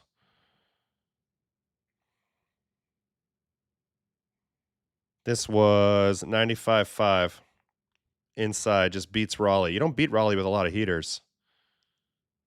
Doors. Harper had the least amount of strikes thrown to him last year, according to Spader. That's because he's very aggressive. When you're very aggressive and you're very good, pitchers shy away from the zone. Witt 1 and Terang 9 is good for the speed. I agree. I like Terang to flip the lineup around. That's good. Ooh, Anthony then Judge. Now that's a great idea. This is a great idea. So Anthony and then Judge. I can get on board with that thinking. Anthony's a big on base guy, then Judge. Anthony, Judge, Schwarber, but then you got a Witt situation. You don't want to move Witt too far away either. So it's tough. Yes, I did. I'll take it. Honestly, I want Judge with runners on. I doubt the difference in plate appearances over 7 games between 2 and 3 is probably 0. Who knows? Talk about earning it. I don't think Anthony will not hit higher than 7th. Yeah. I don't know. Just from like a scouting perspective, like his zone control is like Juan Soto-esque. So he can make sense early, but who knows? Witt, Anthony, Judge. Maybe. I like Schwarber though. Schwarber in the top 3 mix because he's so good. I think Judge and Schwarber are the 2 guys you can't let beat you on this team, personally. As good as everybody else is, I think those 2 guys are cut above offensively. Team Korea wants to win this tournament badly because the players might be exempt from the Army. That's a good point. Automatic Army service if you're from Korea and you're a male, unless you win a championship, a trophy for Korea, and then you get out of that. So yeah, a lot of them want to win for a lot of reasons. Nobody wants to go to war, right?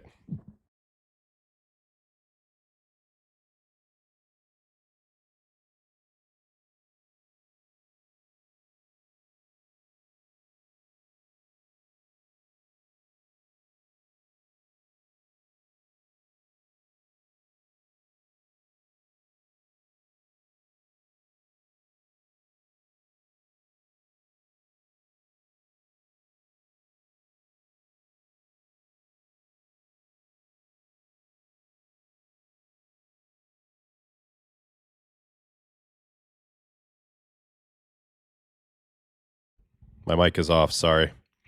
I clicked it. It went red.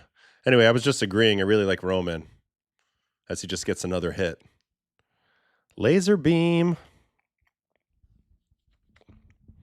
Oh, this is going to be an error. How hard he hit this? 96.5. I have noticed that there is a world which if you're going to get something fieldable on the right side of the infield off Roman a lot. So I think that's possible. Here's the error.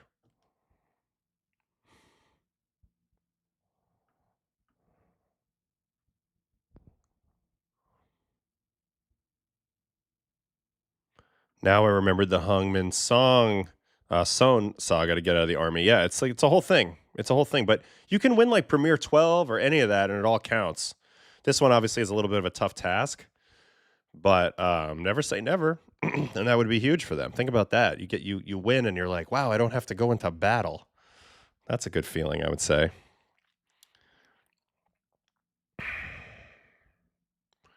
All right, so we're just kind of hanging out now. This game's ongoing. 7th inning. Buxton at the plate, facing Gerardo Reyes. Roman on first. Doesn't look like he has any intent on stealing. Very short lead.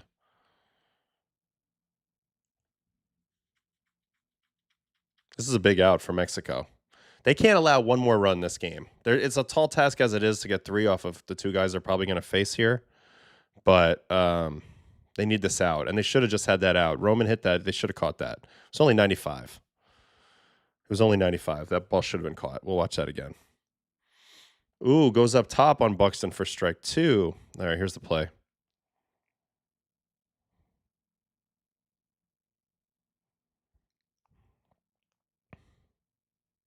So yeah, that play should have probably been made. How do you like your schedule of only playing 2 games so far? I think it's fine. I think we're in a good spot. We went day, off day, night, which, for the routine is pretty easy. I think we've had it pretty good. Almost as good as USA. Almost as good as USA. All right, 2-2 count to Buxton. Ball 3. They've already signed him, Dave. They already gave him the extension. They were on it right away. They wooed him. They put his sister and his family in the first row, and they brought him to all the Boston restaurants, and they hailed him as Drake May and all these types of Tom Brady and all this types of stuff. And then they said, here's $100 million. And he said, yes, I'm going to stay with Boston. So they already signed him. Buxton, doors, Punch City. They never say he was warming up in the pen. What is that? All right, let's see that play-by-play. Buxton on a fastball. Big time by Mexico. If they want to make a move, this might be the time. Nice pitch. 90 mile an hour. Oh, it's not a fastball. It was a cutter. 90 mile an hour. Fastball. I mean, cutter. Sorry. Keep saying that. Yes. Big time. Big time. Great inning for Mexico. Did you see Cal ignore Randy when he said, what's up? No, that's funny, though. Oh, before I forget, AO, could you post rules and information that you have about giveaways in the channel in the Discord when I have a chance? Yes. Been thinking about how to do this. I'm probably going to go with best comment of the night. If I do trivia, it's too easy to Google stuff nowadays. So probably best comment of the night. And then if you want the giveaway, I'll announce what the giveaway will be. Then we'll, you can email the show with your address and everything, and I'll make sure you get your item for free. I think Buxton is huge for this team from a performance and diversity standpoint. Yeah, it's important. It's important representation, of course. He's also just a really damn good player. PCA is an interesting weapon, and I'd be curious if Buxton struggles if they won't go to PCA. But he's so good. I mean, when Buxton's right, he's unbelievable. Went back and looked, and MLB had a 50 grade on Roman speed. Yeah, I'm not seeing that. I see 45, 40. I don't know. WBC this, WBC that. Did you know Carson Bench had a good game today? Yeah, I watched him a little bit. I continue to be intrigued by him.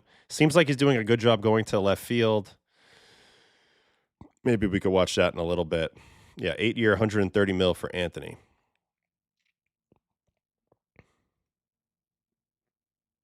Maybe you can do trivia and first 10 answers go in a raffle, so if you Google, you might miss it.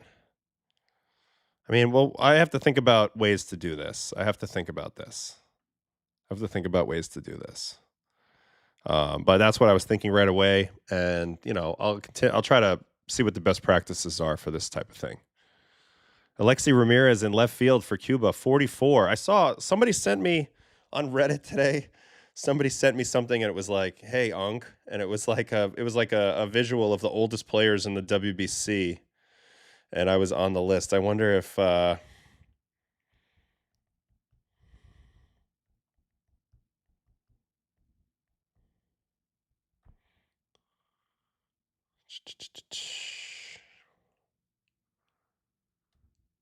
here it is, I think. Yeah, here it is. This is what I saw. Oldest players on tournament rosters, and somebody sent this to me and said, "What's up, Unc?" So Alexi, 44. Kyung En No, 41. Thiago Da Silva, 40, and then me, 40.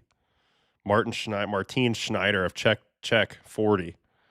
I don't know. I feel pretty proud about that. That's pretty awesome. Duran again? What are we doing here, guys? Is Matt Boyd still pitching? Why is Matt Boyd still pitching? They keep him in just for the lefty here? Oh, man. Duran is going off, guys. High slider. Left on left. Looking for a slider. 2-run Wago. Boyd still pitching to Randy. Oh, what is going on? I think there's something going on.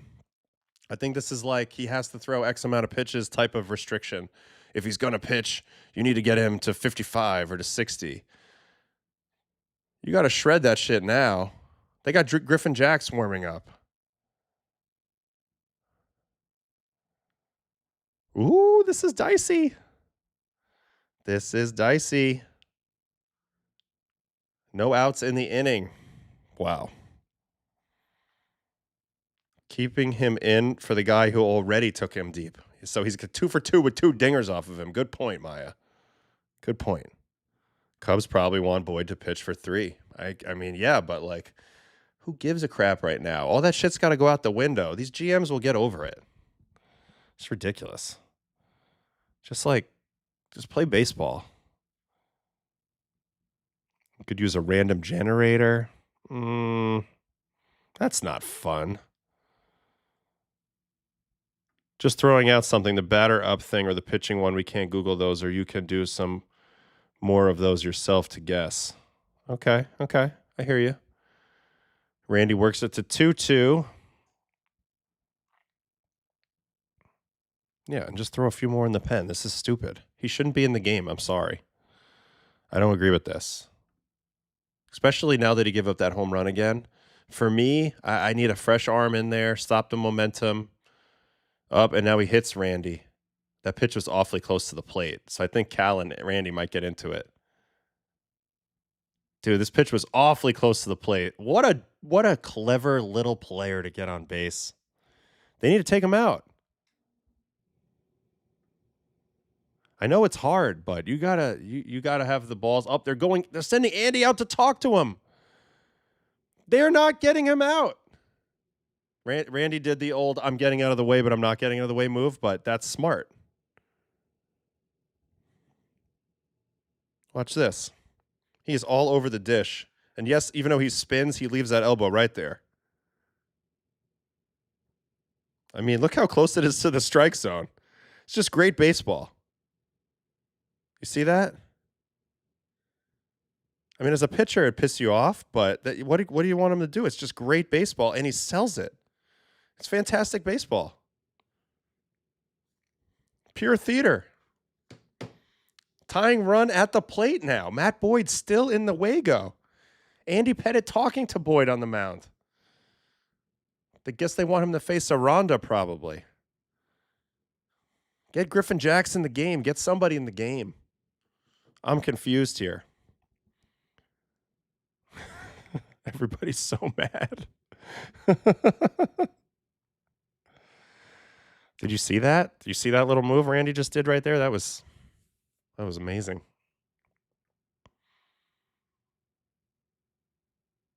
Omar says, keep him in. That's what the Mexico fans would say. Yep, Nimmo used to do this at times.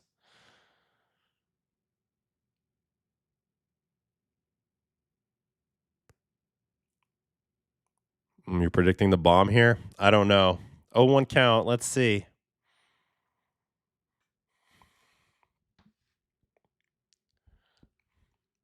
Rolls it foul. Fernando Cruz in for the 8th on the Puerto Rican game. Jared, with your classic back up the truck.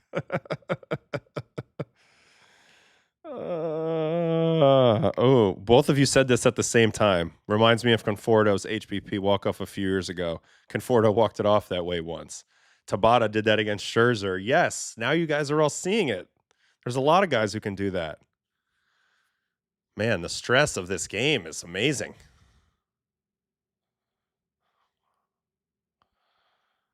Five to 3. Spectre can't watch.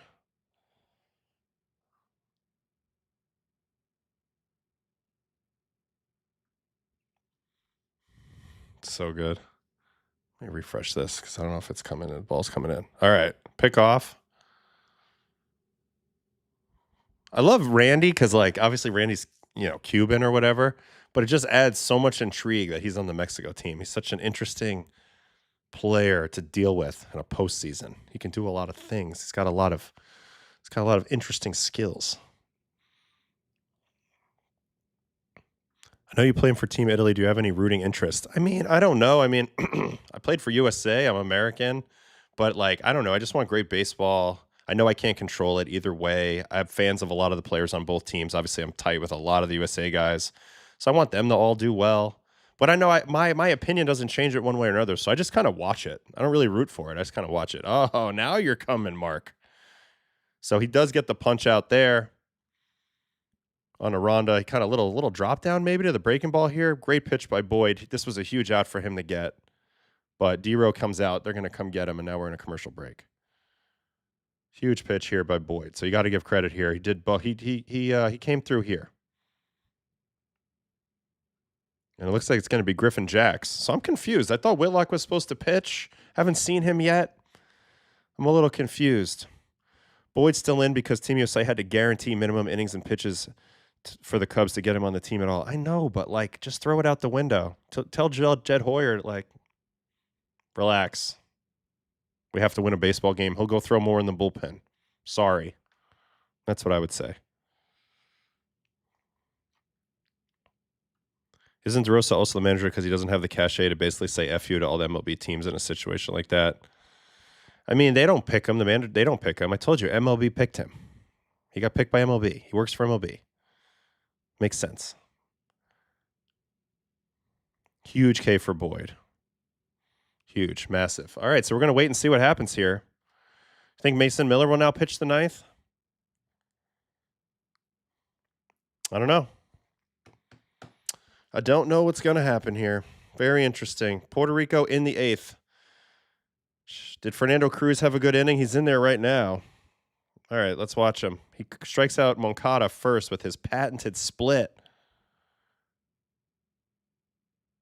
Great catch by Martin Maldonado. Not a strike. Gets the punchy anyway. Great catch by Martin. He's the MVP of this game so far for Puerto Rico. Framing some stuff. 3-run double. Freaking awesome.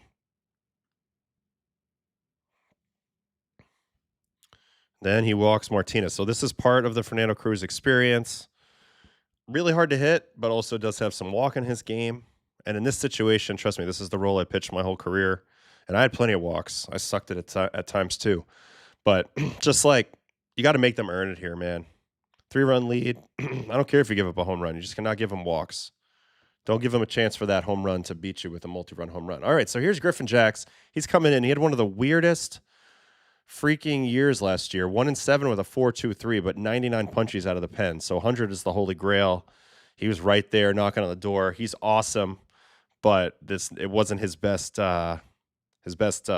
showing ERA-wise. Bottom line results. Got traded, but still finds his way on USA because the industry knows how good he is. Anyway, this is huge for him right now. He's facing Alejandro Kirk in a massive spot. 1-0 count. 2-0 count. Saving Witt and Miller. Also, Griffin Jax actually graduated from Air Force. Pretty damn cool. Pretty damn cool. This is how I feel right here. Don't ask for permission, ask for forgiveness. In this situation, that's what you have to do. You got to be willing to take the bullets for your players. Ooh, 3-0. Sweeper, sweeper, sweeper, ball, ball, ball. 3-0 count. Typical first batter jitters out of the pen. Ay, ay, ay. Do you swing here 3-0? Wow, it was center cut, but he doesn't. Paul couldn't fit in the chat. Kirk does not chase. Kirk is a great player, man. Very excellent player. All right, 3-1 pitch coming to Kirky here. Ooh, strike. Little cutter on the outside corner, taken all the way. So we're going to get a 3-2 here. 1 out. Do you run here to try to keep him out of the double play with Kirk's propensity to hit into double plays and trust him to make a good swing decision? This is an interesting choice here.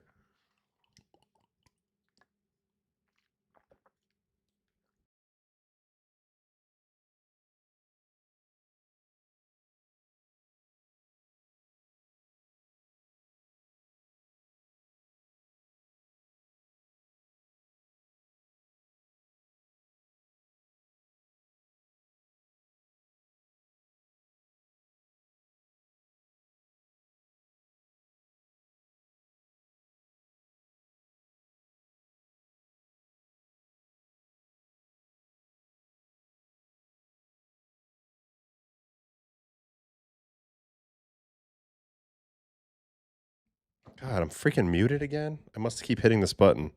Anyway, yeah, I called it. Double play. I told you, Kirk hits a lot of ground balls. They should have ran on this pitch, created a few more holes in the infield, trusted him to make a good swing decision. If I was him, I would have done that. You can hear me now, right? You can hear me? Can somebody confirm that they hear me? Please. Can you hear me? Okay. Thank you. All right, sorry. Anyway, yes, I did. I think this was a good pitch choice too. You know he's going to hit a ground ball. He's very flat to the ball. He's not going to swing and miss. He's not going to take strike 3. It was a good gamble. If I were Mexico, I would have sent a Rosarena on the pitch. That was the move. That was the move. Create a little more possibility of a hole in the infield for Kirk. So huge double play, and they're down to their final 3 outs. So finally, they make the pitching change, and Jax, who comes back from a 3-0 count, does a hell of a job. All right, sorry, guys. Sorry about all that. Kind of important that he did hit into an important double play a few months ago. Yeah. May or may not have ended the World Series. Yeah, Blue Jay fan PTSD right there. No doubt about it. You know, I was watching some spring training on the iPad today just because I was bored. And spring training is lame compared to the WBC. I mean, of course, there's individual things you can look at, but a lot of the games aren't televised. The WBC just comes with it in so many ways. All right, let's watch the rest of Fernando Cruz outing. So there's a walk, and then we got a pop-up here.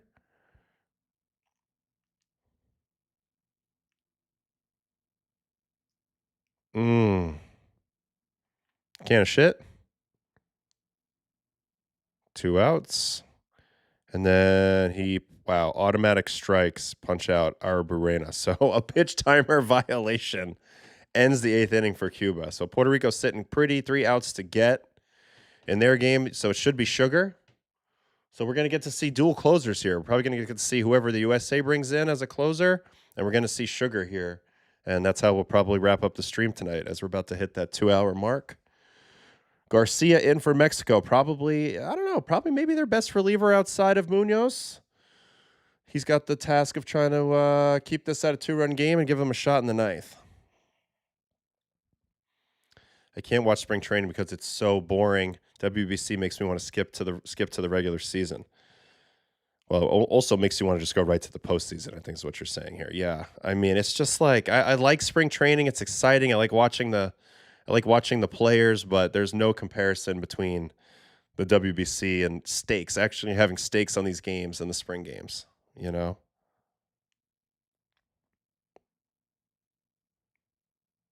Have we seen Munoz pitch yet? Yeah, he pitched in the very first game. I think it was against Brazil. Came in and got a little work.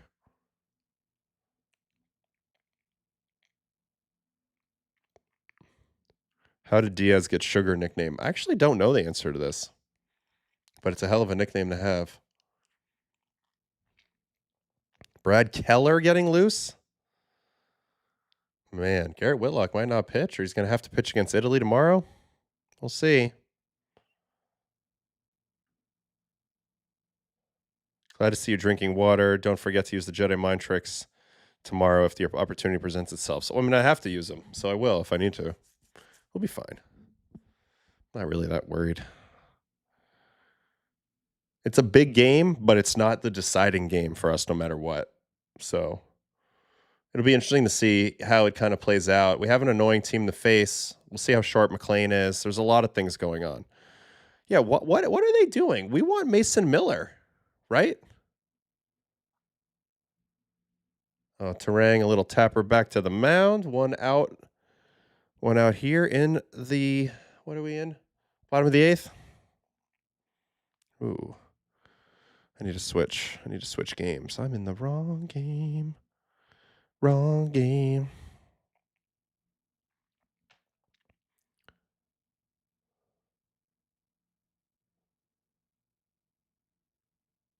Nice job by Garcia. Talk under your breath about their mothers. Sugar, a son of his manager on his traveling team, thought Edwin looked like a character in the 2008 movie Sugar. Edwin earned his nickname Sugar in 2010 from high school travel teammate, thought he resembled the main character, Miguel Santos. If you've never seen that movie, very good movie, very real freaking movie. Dominican kid, comes to America, lives with a host family in the minor leagues, struggles, quits the game. Very real. Very, very real. I think it's an important movie to watch. All right, so he gets that first out from the Tarangatang. Now Bobby's up there. I get the replay as I see it happen live. Sorry. I have the best app in the world right now. These guys really blessed me. I'm able to just click right into all these games. This is just the best. This is prime for me. I'm loving it.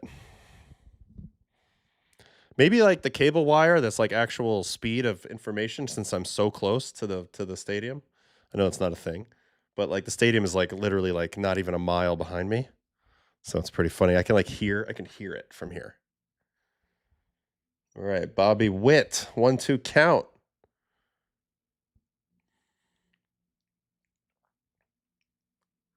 Base hit, stays with the line drive up the middle. Ooh, he might go for 2 here. Yeah, oh, he's going.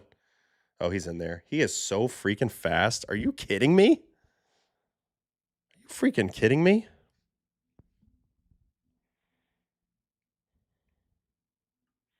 The Tarangatang? Well, I was just thinking because like there was the Aaron Harangatang. Tarangatang. Dude, he made it so easy. Watch this. Watch how, I mean, as soon as I saw that Alec Thomas had to run a little bit from this, I was like, oh, he's safe. I wonder if D-Row was tempted at all to play Gunner today because he went like 4 for 5 in the last game. Bobby should be playing in all the big games, in my opinion, no matter what, kind of. But, you know, I wonder if that was the thought at all. Dude, he is so fast. Can we watch high home? Watch the guy scoot. Watch the kid scoot. Oh, no hesitation. What a runner. You know how fun that would be? You know how fun it would be to show off your speed if you had that speed? I never had anything like that. What does that feel like? In a hot day, do you get cooled down by running that fast? Or is it just like hot air hitting you? What a player Witt is. You can see he's a Hall of Famer for sure. It definitely feels that way, right? And it looks like, you know, it's all about longevity at this point for him. Ooh, Harper punchy. Garcia just punches Harper, I think, on 3 pitches. So man on second and 2 outs. It's going to be Judge. They're going to walk Judge, I would imagine. I don't know what you're looking for there, Bryce, but they've had success pitching Bryce up in the zone. I wonder if we'll take that into account tomorrow. But yeah, that's what I've seen so far out of this game. Maybe Gunner instead of Bregman or Terang. I wouldn't mind that. So they did walk Judge. That was very predictable, setting up a left-on-left matchup with Schwarber. I think this is still dangerous, but this is a pick your poison situation, and pitching to Judge there is suicide. Left on right. So you take your shot here with Schwarb and you pitch carefully. You got Bregman on deck. If you need to, you go after Breg, but for the most part, you try to get Schwarber out here. So we'll see what he does. Shit, Gunner can play first.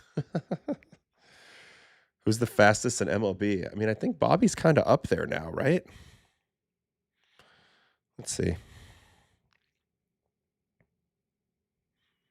Number 1 right now. Who holds the mantle? Trey Turner, Victor Scott, Bobby Witt, Byron Buxton. This is the top 10 list right here for speed.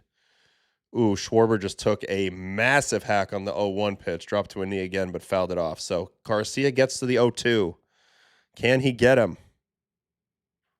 Schwarbomb incoming. We'll see.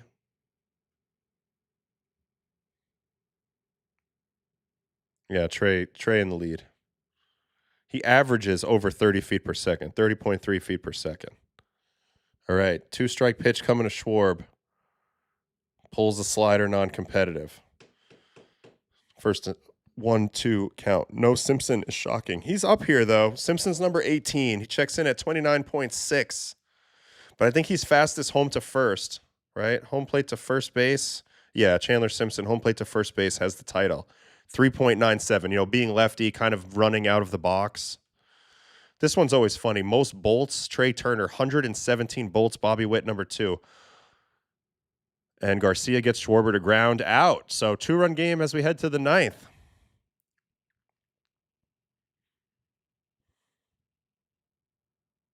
Gets him on a slider. Got him reaching. That's the one thing you can do with Schwarber for bad contact outcomes for him is if you get him reaching, it takes his power out. He does hit a lot of pull side ground balls. So that was a beautiful pitch. Beautiful pitch by Garcia. Got to give credit there. And we're going to go to the ninth. Is it Keller? Is Brad Keller coming in to this game?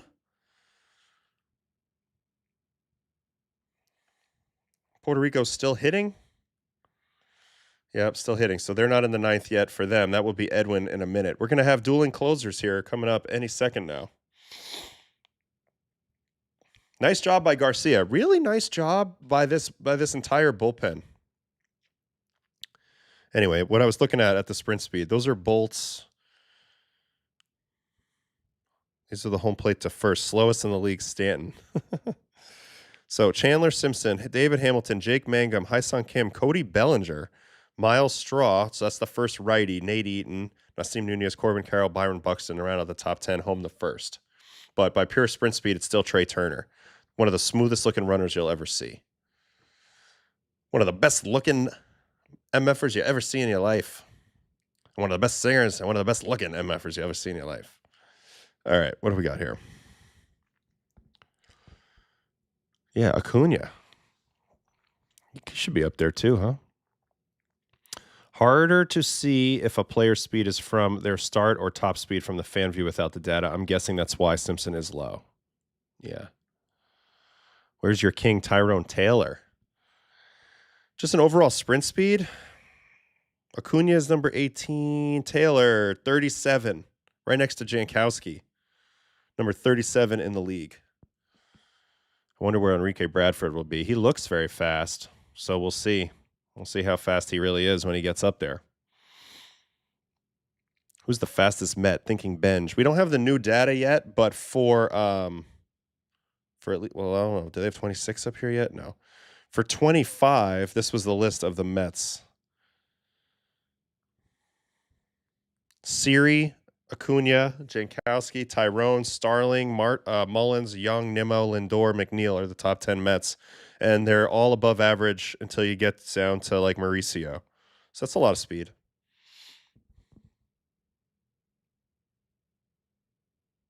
It's definitely a lot of speed. Whitlock in for the ninth. Okay. Whitlock had to pitch at some point. He's no stranger to closing out big games. He did close out the Red Sox-Yankees one-game wildcard game in 21 with a 2-inning save. So he's no stranger to this, and he did have to pitch today. I'm a little surprised it's not Mason Miller in this spot, but it does just go to show you how hard they are adhering to the guidelines, and he jumps right ahead to an 0-2 count against Meneses. And then it looks like Sugar's about to come in for Puerto Rico. So we got double things going on here. The Mets were the slowest team in baseball, but also the best base stealing team. What a weird thing. What a contrast there. Oh, Meneses base hit on a high sinker down the line. Judge cuts it off, and they get the leadoff man on. So from an 0-2, honestly, a pretty good pitch. But he inside outs it down the line, and Mexico's going to have the tying run at the plate. Holy shit. Yeah, he went to Atlanta, right? Antoine Richardson. Yikes. Josh Naylor has third percentile speed and stole 30 bags. That's crazy. Mexico has a chance.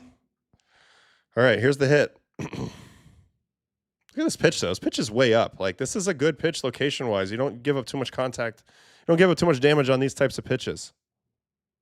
But great job by Meneses, just kind of chopping it the other way. You know, for being as big as he is, Joey is sort of a contact hitter.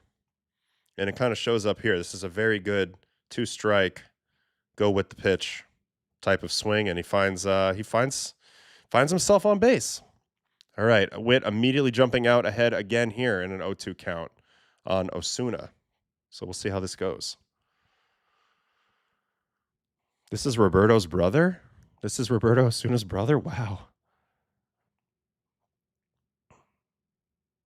Get Mason hot right now, D-Row. I don't disagree with you, Daniel. I don't think they're going to. Ooh, 3-pitch strikeout. Now he elevates, and he just dominates him right there with that pitch. So let's see it. Alejandro Osuna, welcome to Doors City, 95.6. Go sit in the truck. No. Whitlock, almost like 98th or 99th percentile extension. Throws hard. Absolute doors. Go sit in the truck. All of those things are what he needs to go do now. Great pitch. So really, he's come in and he's pumping strikes. He's hitting spots. So we'll see. All right, we're waiting on the next play. Who is it? Ornelas. Man on first. In the WBC, he is 1 for 1 with a homer. Chases a first pitch slider, foul ball. Man, this is such a big spot for Whitlock to be pitching in. I love this. Yeah, 7-3 extension. Putting the horn in Hiram Bithorn for Shug. We're going to watch Sugar in a minute. Oh, dirty changeup. I'm not going to lie. Whitlock looks fantastic tonight. I know he gave up that hit, but he is pumping strikes. He's got good action on everything. The changeup he just threw just disappeared. Changeup again. Good this time. Pretty good take by Ornelas. Double play is definitely in play here. If he gets him to roll over a changeup, this game could be over. Let's see. See if he triples up on changeup. He does, but pulls this one a little bit. 2-2. So now triple changeups. I think you got to go. I wouldn't risk it fastball down, even though it could be freeze. Maybe fastball up here. Let's see. Yeah. Oh, fastball up, but he throws it middle, and he just under it. Wow. Wow. So after that swing, he's under it. You can get him with an elevated heater if you get him to chase here. I still think high fastball is the play. Up in. Oh, they're going to the breaking ball, and he gets the chase. Dirty slider from Witt. So Witt comes right back, punches 2 tickets, and now he's one pitch, 1 strike away. Well, 1 out away from winning this game. This is a dirty slider. Dirty. Honestly, he had him in swing mode, I think. That pitch is never a strike. This pitch starts in and stays in. But look at the depth. This is something that Witt didn't have when he first came up, and this has made him go to another level because this is a death ball. And death balls, as we know, get huge whiff rate. Great pitch. The 2-2 pitch was a bad pitch. He got away with that. But he made up for it with a very good pitch there. All right, Alec Thomas up. First pitch, changeup, swing and miss. Witt's pitches are dancing. I want to look at his metrics after this. Witt's pitches are absolutely dancing right now. Big pitch in a big spot. All right, 1-1 count. Alec Thomas. Oh, perfect changeup again, swing and miss. Runner moves up. It's on defensive indifference, and now they're 1 strike away. Man, Whitlock looks great tonight. He looks fantastic. I think you got to stick with the changeup. Thomas already has 3 punchies. Throw another one. Steps off. This changeup is ridiculous. He's so good. He has such a good changeup. He pronates it so hard and it's so slow. And it looks like it's averaging really good negative drop on it right now, if I had to guess. Looks like 2 outs in the 9th for Shug already. Ooh, back foot slider. Did it get him in the foot? No. So they're going to do it again. 2-2, man on second, 2 outs, 2-run lead.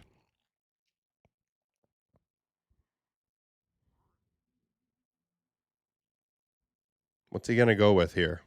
I think changeup's still a good pitch. Oh, they're going fastball. Ground ball, backhanded by Terang, and he gets him, and USA takes it. 5-3 victory for USA. They go to 3-0 in the pool. Mexico gave them a hell of a game. Hell of a game. But Terang makes the play here. I thought this had a shot to be a hit off the bat. 95. Don't love the location of this pitch with Alec Thomas. You got to get even higher with him. He's got a little choppy swing, but nice play. Really strong throw from Terang. Look at the reaction. Skenes, Scooble. All the boys are loving it. Whitlock, despite that kind of a weak first hit, incredible win. USA goes to 3-0. We'll play them tomorrow night. They're sitting in a good spot.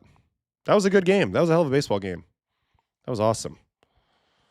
Hell of a play by Terang. I agree. Great infield defense again to win it. No doubt about it. All right, so USA sitting pretty in our pool. We'll get to see them tomorrow night with Team Italy, but Mexico now has to wait a night to play Italy, and that will be a massive game for them no matter what happens. So we're going to see what happens. Is it going to be a Suge night? I think it already was. Looks like that game is over. Puerto Rico, he came in and he shut the door. Pop out, strikeout, strikeout. So let's watch that real quick. First batter going to get him with a fastball. What a beautiful thing to get a one pitch out to lead off your ninth inning, especially for Sugar. That allows him to settle in. That's when his best outings happen, once he settles in and it all goes this way to that first batter. And then no surprise here, strikeout, strikeout. So slider here. See you later. Goodbye. You're not hitting that. And then Alexi, the 44-year-old. And slider. Nowhere near it. Sugar with a fantastic, fantastic appearance tonight. Puerto Rico goes to 3-0 in their pool. So all the favorites are sitting pretty. Japan 3-0.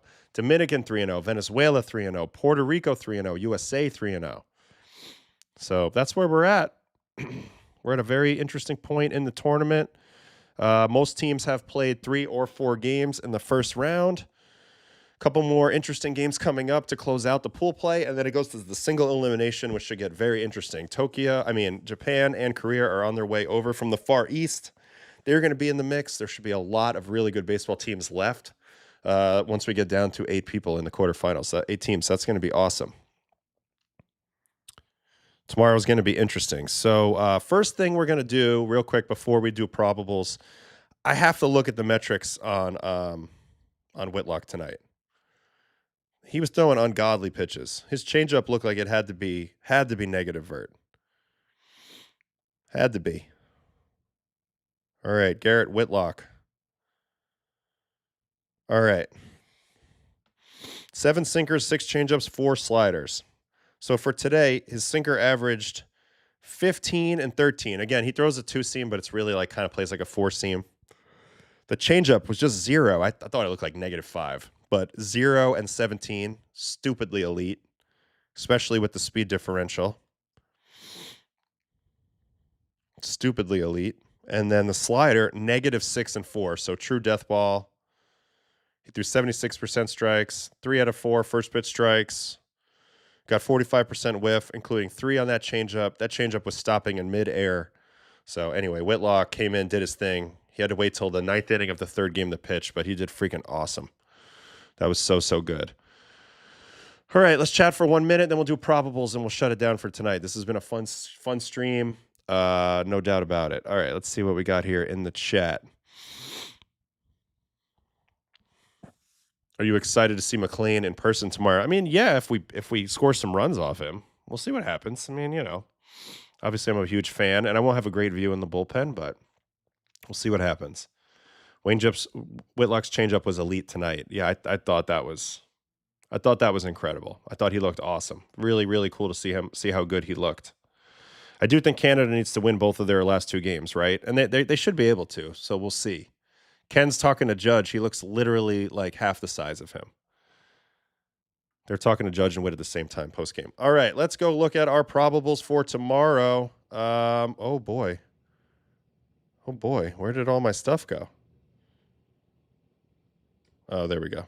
All right, we're back. Oof, that was scary for a second. All right. So first we'll do WBC. First we'll do spring training. And then we'll do WBC. I know spring training doesn't really matter, but I'm, just so we keep an eye on it. I might do a stream in the morning tomorrow. I think I am going to stream tomorrow morning for baseball and coffee. And we'll probably watch a lot of spring training, and maybe we'll look at a little bit of more stuff from the WBC, but we'll catch up on some prospects and things that we haven't seen if anybody's interested in that. Anyway, here are the games for tomorrow. Ty Madden, Sonny Gray. Levi Wells, Lance McCullers. Joe Ryan, Steven Matz. So Ryan is back on the mound.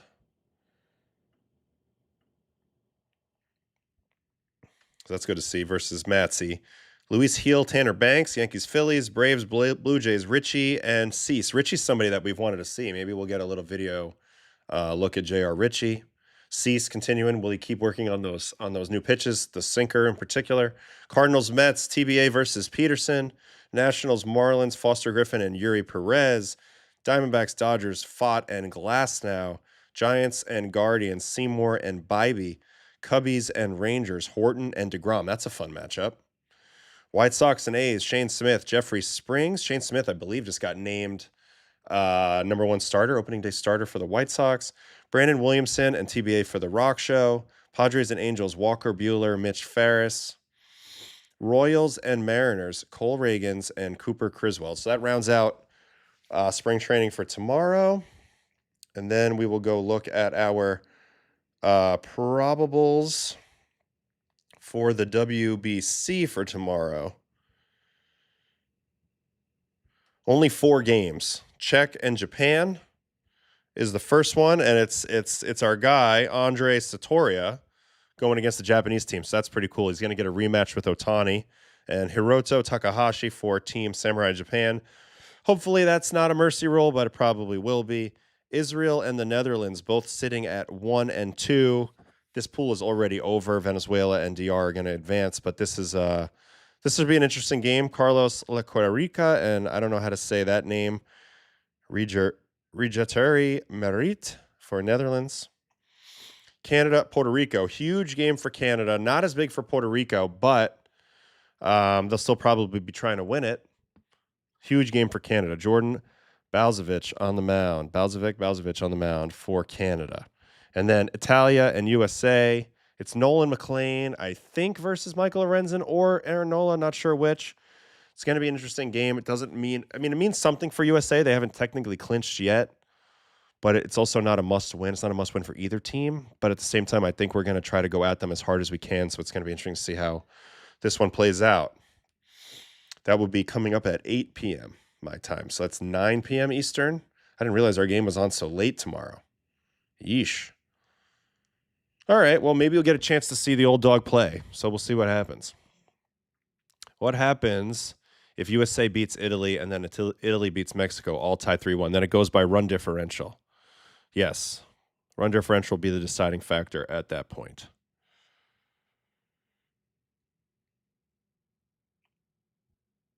Canada beat Cuba. Both are 2-2. So Canada would make it, I think. Okay. Canada's in a big spot, but they can't afford to lose tomorrow, right? I don't know. Richie and Cease is nice. Obviously, we won't be able to watch that first thing in the morning, but I am planning on doing a morning stream tomorrow, I think. We'll catch up on some guys that pitched recently. Probably put the Knicks game on now. Lay around a little bit, try to get some sleep. But I appreciate you guys. Great stream tonight. Already over 1,500 views. Major props to that. Major appreciation. Don't forget to like and subscribe.